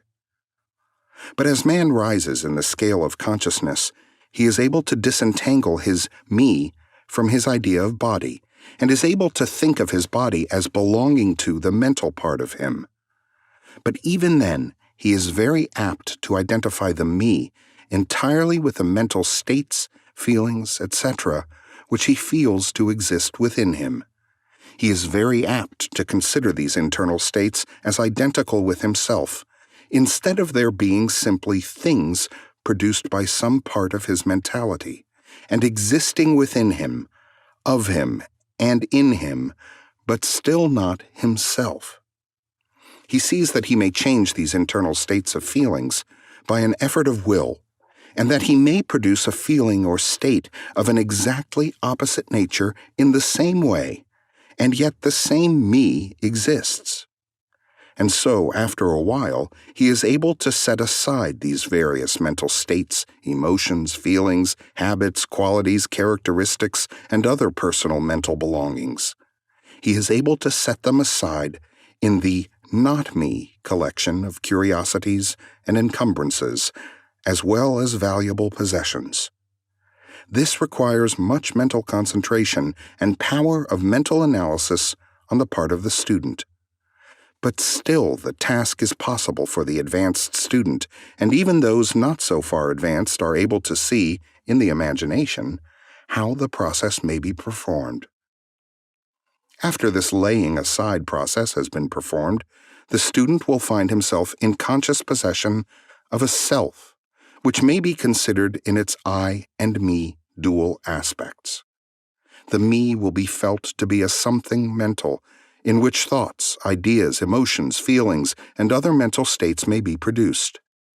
It may be considered as the mental womb, as the ancients styled it, capable of generating mental offspring.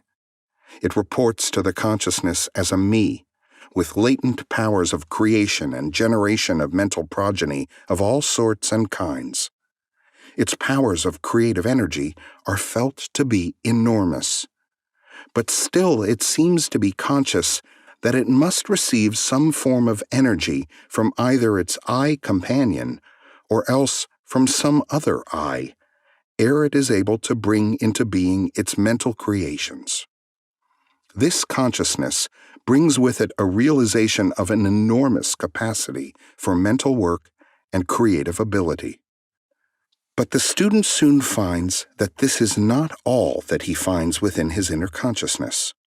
He finds that there exists a mental something which is able to will that the me act along certain creative lines, and which is also able to stand aside and witness the mental creation. This part of himself he is taught to call his I. He is able to rest in its consciousness at will. He finds there not a consciousness of an ability to generate and actively create in the sense of the gradual process attendant upon mental operations, but rather a sense and consciousness of an ability to project an energy from the I to the me, a process of willing that the mental creation begin and proceed. He also finds that the I is able to stand aside and witness the operations of the me's mental creation and generation. There is this dual aspect in the mind of every person. The I represents the masculine principle of mental gender. The me represents the female principle. The I represents the aspect of being, the me the aspect of becoming. You will notice that the principle of correspondence operates on this plane just as it does upon the great plane upon which the creation of universes is performed. The two are similar in kind, although vastly different in degree. As above, so below. As below, so above. These aspects of mind, the masculine and feminine principles, the I and the me, considered in connection with the well-known mental and psychic phenomena, give the master key to these dimly known regions of mental operation and manifestation. The principle of mental gender gives the truth underlying the whole field of the phenomena of mental influence, etc. The tendency of the feminine principle is always in the direction of receiving impressions, while the tendency of the masculine principle is always in the direction of giving out or expressing. The feminine principle has a much more varied field of operation than has the masculine principle. The feminine principle conducts the work of generating new thoughts, concepts, ideas, including the work of the imagination. The masculine principle contents itself with the work of the will in its varied phases. And yet, without the active aid of the will of the masculine principle, the feminine principle is apt to rest content with generating mental images which are the result of impressions received from outside, instead of producing original mental creations. Persons who can give continued attention and thought to a subject actively employ both of the mental principles, the feminine in the work of active mental generation, and the masculine will in stimulating and energizing the creative portion of the mind.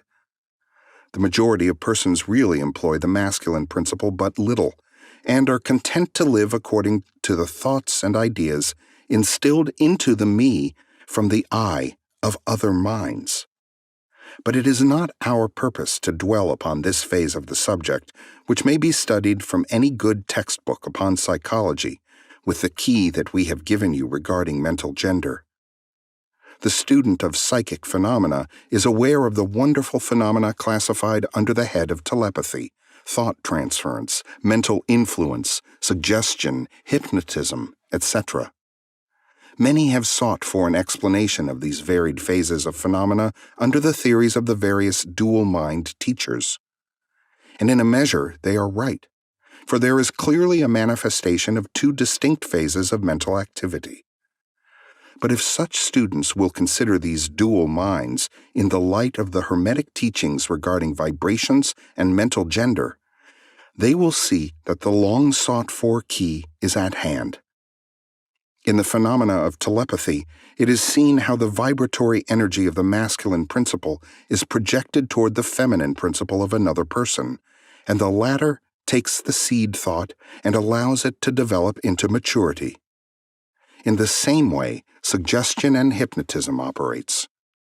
The masculine principle of the person giving the suggestions directs a stream of vibratory energy or willpower toward the feminine principle of the other person, and the latter accepting it makes it its own and acts and thinks accordingly. An idea thus lodged in the mind of another person grows and develops, and in time is regarded as the rightful mental offspring of the individual, whereas it is in reality like the cuckoo egg placed in the sparrow's nest, where it destroys the rightful offspring and makes itself at home. The normal method is for the masculine and feminine principles in a person's mind to coordinate and act harmoniously in conjunction with each other. But unfortunately, the masculine principle in the average person is too lazy to act. The display of willpower is too slight, and the consequence is that such persons are ruled almost entirely by the minds and wills of other persons whom they allow to do their thinking and willing for them.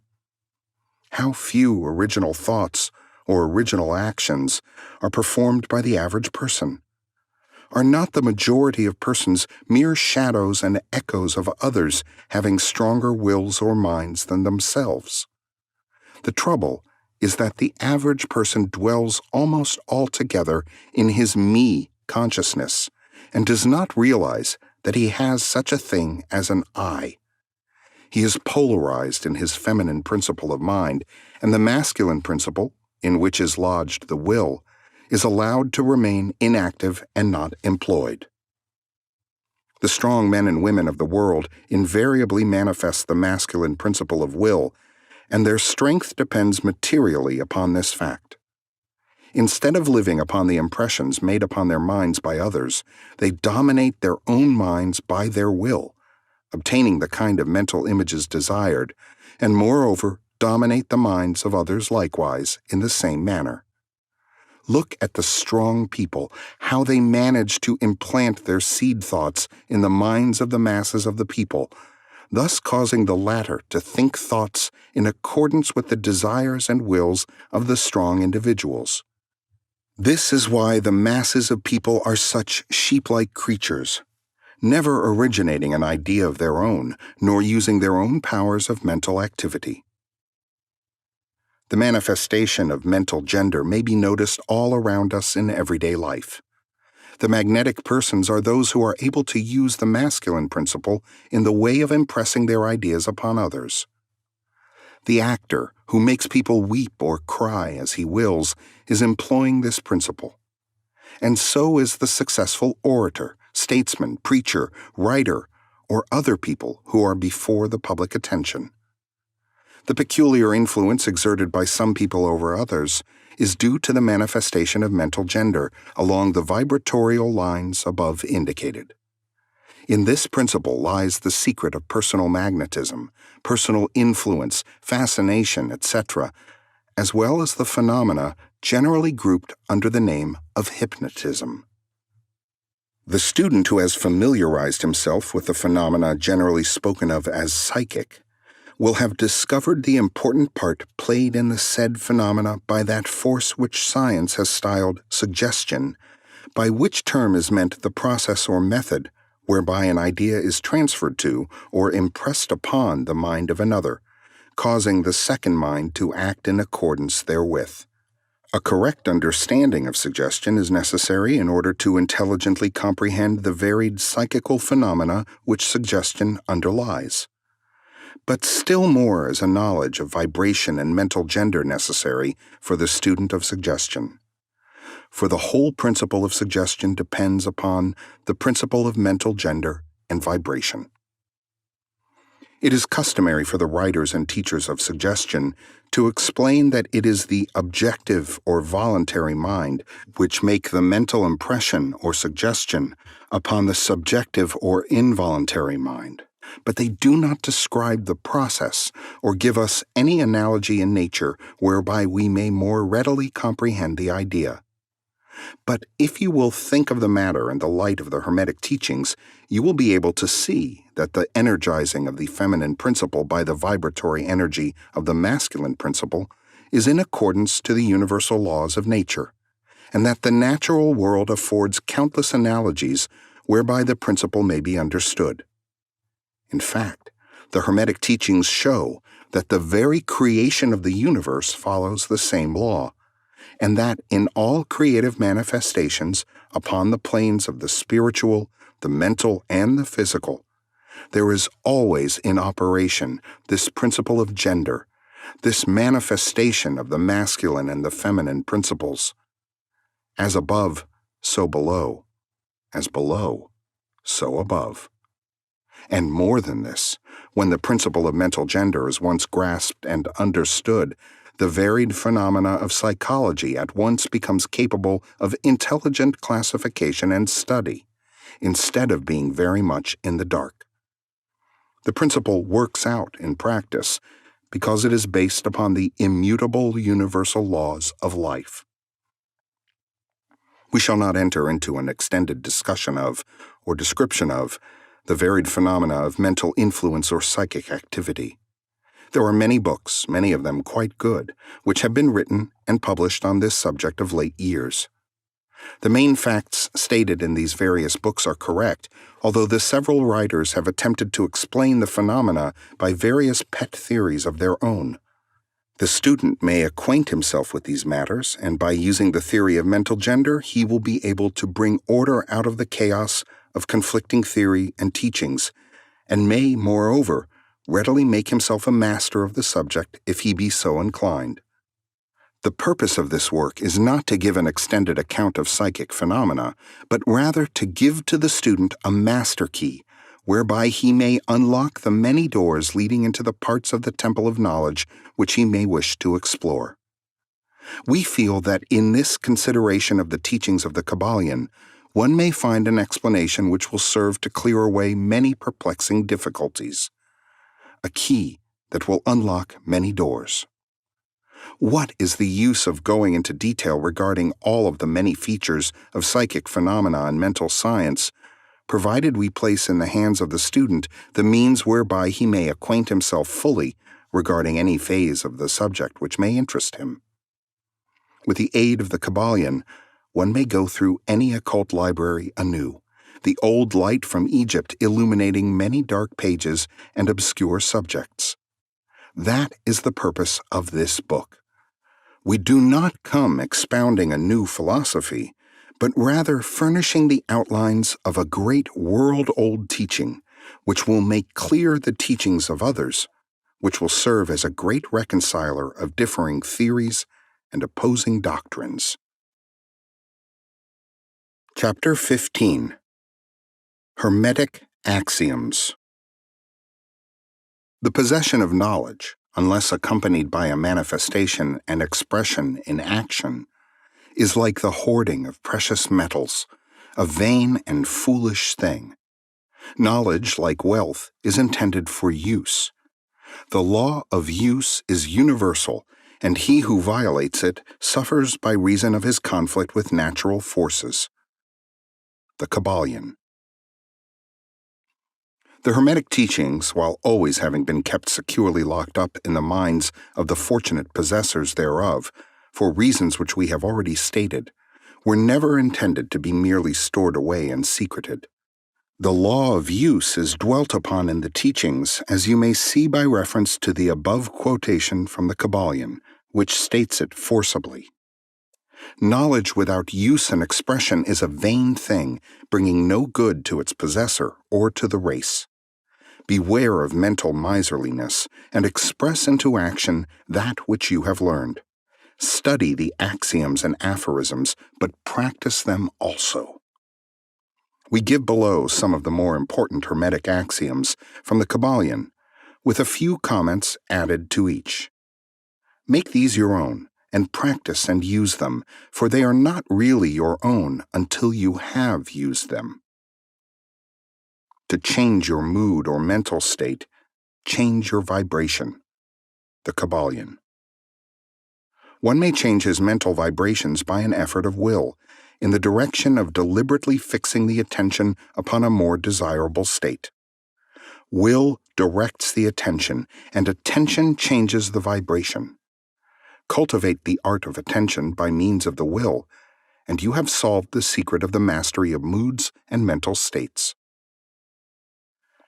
To destroy an undesirable rate of mental vibration, put into operation the principle of polarity, and concentrate upon the opposite pole to that which you desire to suppress. Kill out the undesirable by changing its polarity. The Kybalion. This is one of the most important of the Hermetic formulas. It is based upon true scientific principles. We have shown you that a mental state and its opposite were merely the two poles of one thing, and that by mental transmutation the polarity might be reversed. This principle is known to modern psychologists, who apply it to the breaking up of undesirable habits by bidding their students concentrate upon the opposite quality. If you are possessed of fear, do not waste time trying to kill out fear, but instead cultivate the quality of courage, and the fear will disappear. Some writers have expressed this idea most forcibly by using the illustration of the dark room. You do not have to shovel out or sweep out the darkness, but by merely opening the shutters and letting in the light, the darkness has disappeared. To kill out a negative quality, concentrate upon the positive pole of that same quality, and the vibrations will gradually change from negative to positive, until finally you will become polarized on the positive pole instead of the negative. The reverse is also true, as many have found out to their sorrow when they have allowed themselves to vibrate too constantly on the negative pole of things. By changing your polarity, you may master your moods, change your mental states, remake your disposition, and build up character. Much of the mental mastery of the advanced Hermetics is due to this application of polarity, which is one of the important aspects of mental transmutation. Remember the Hermetic axiom quoted previously, which says, "Mind, as well as metals and elements, may be transmuted from state to state, degree to degree, condition to condition, pole to pole, vibration to vibration." The Kybalion. The mastery of polarization is the mastery of the fundamental principles of mental transmutation or mental alchemy, for unless one acquires the art of changing his own polarity, he will be unable to affect his environment. An understanding of this principle will enable one to change his own polarity as well as that of others, if he will but devote the time, care, study, and practice necessary to master the art. The principle is true, but the results obtained depend upon the persistent patience and practice of the student. Rhythm may be neutralized by an application of the art of polarization. The Kybalion.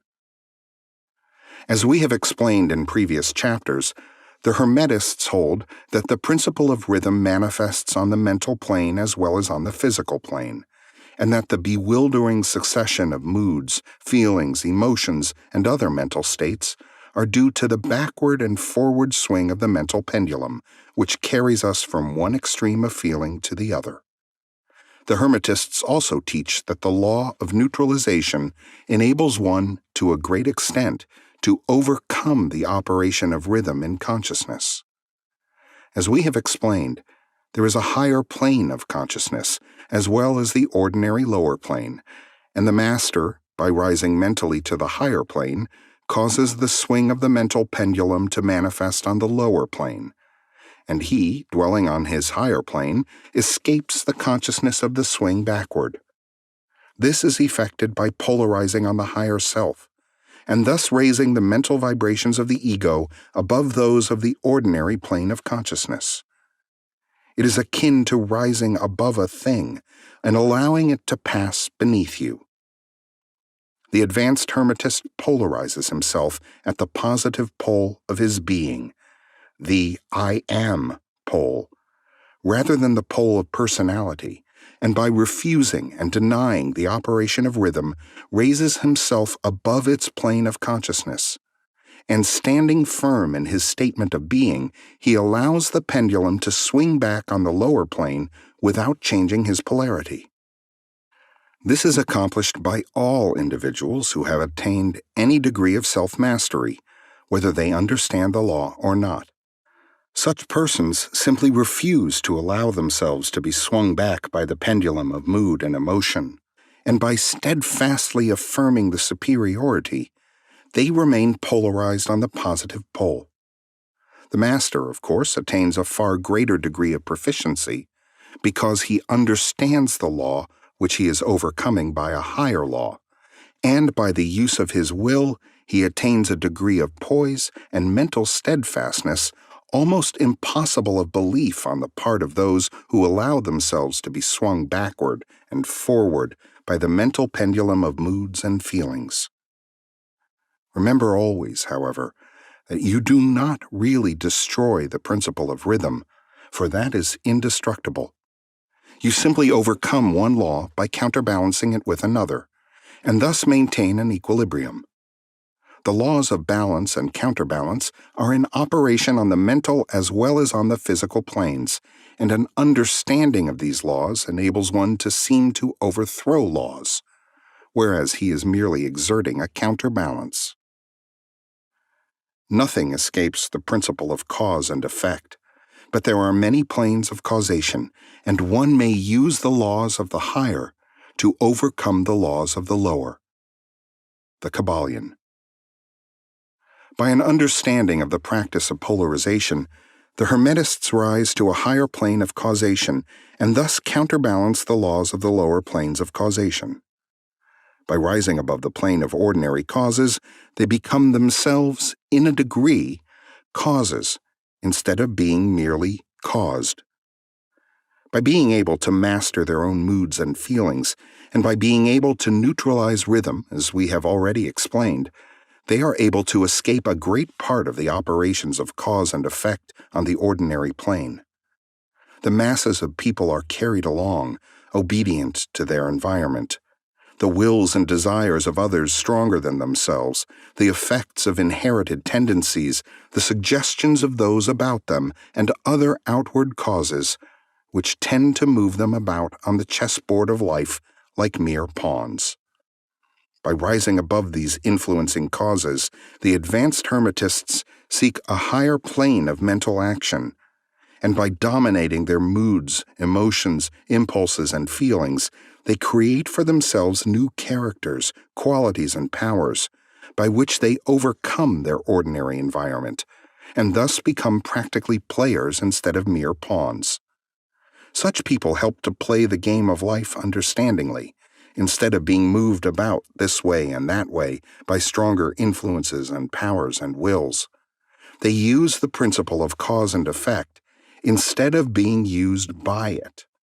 Of course, even the highest are subject to the principle as it manifests on the higher planes, but on the lower planes of activity, they are masters instead of slaves. As the Kybalion says, the wise ones serve on the higher, but rule on the lower. They obey the laws coming from above them, but on their own plane and those below them, they rule and give orders. And yet, in so doing, they form a part of the principle instead of opposing it. The wise man falls in with the law, and by understanding its movements, he operates it instead of being its blind slave. Just as does the skilled swimmer turn this way and that way, going and coming as he will, instead of being as the log, which is carried here and there. So is the wise man as compared to the ordinary man.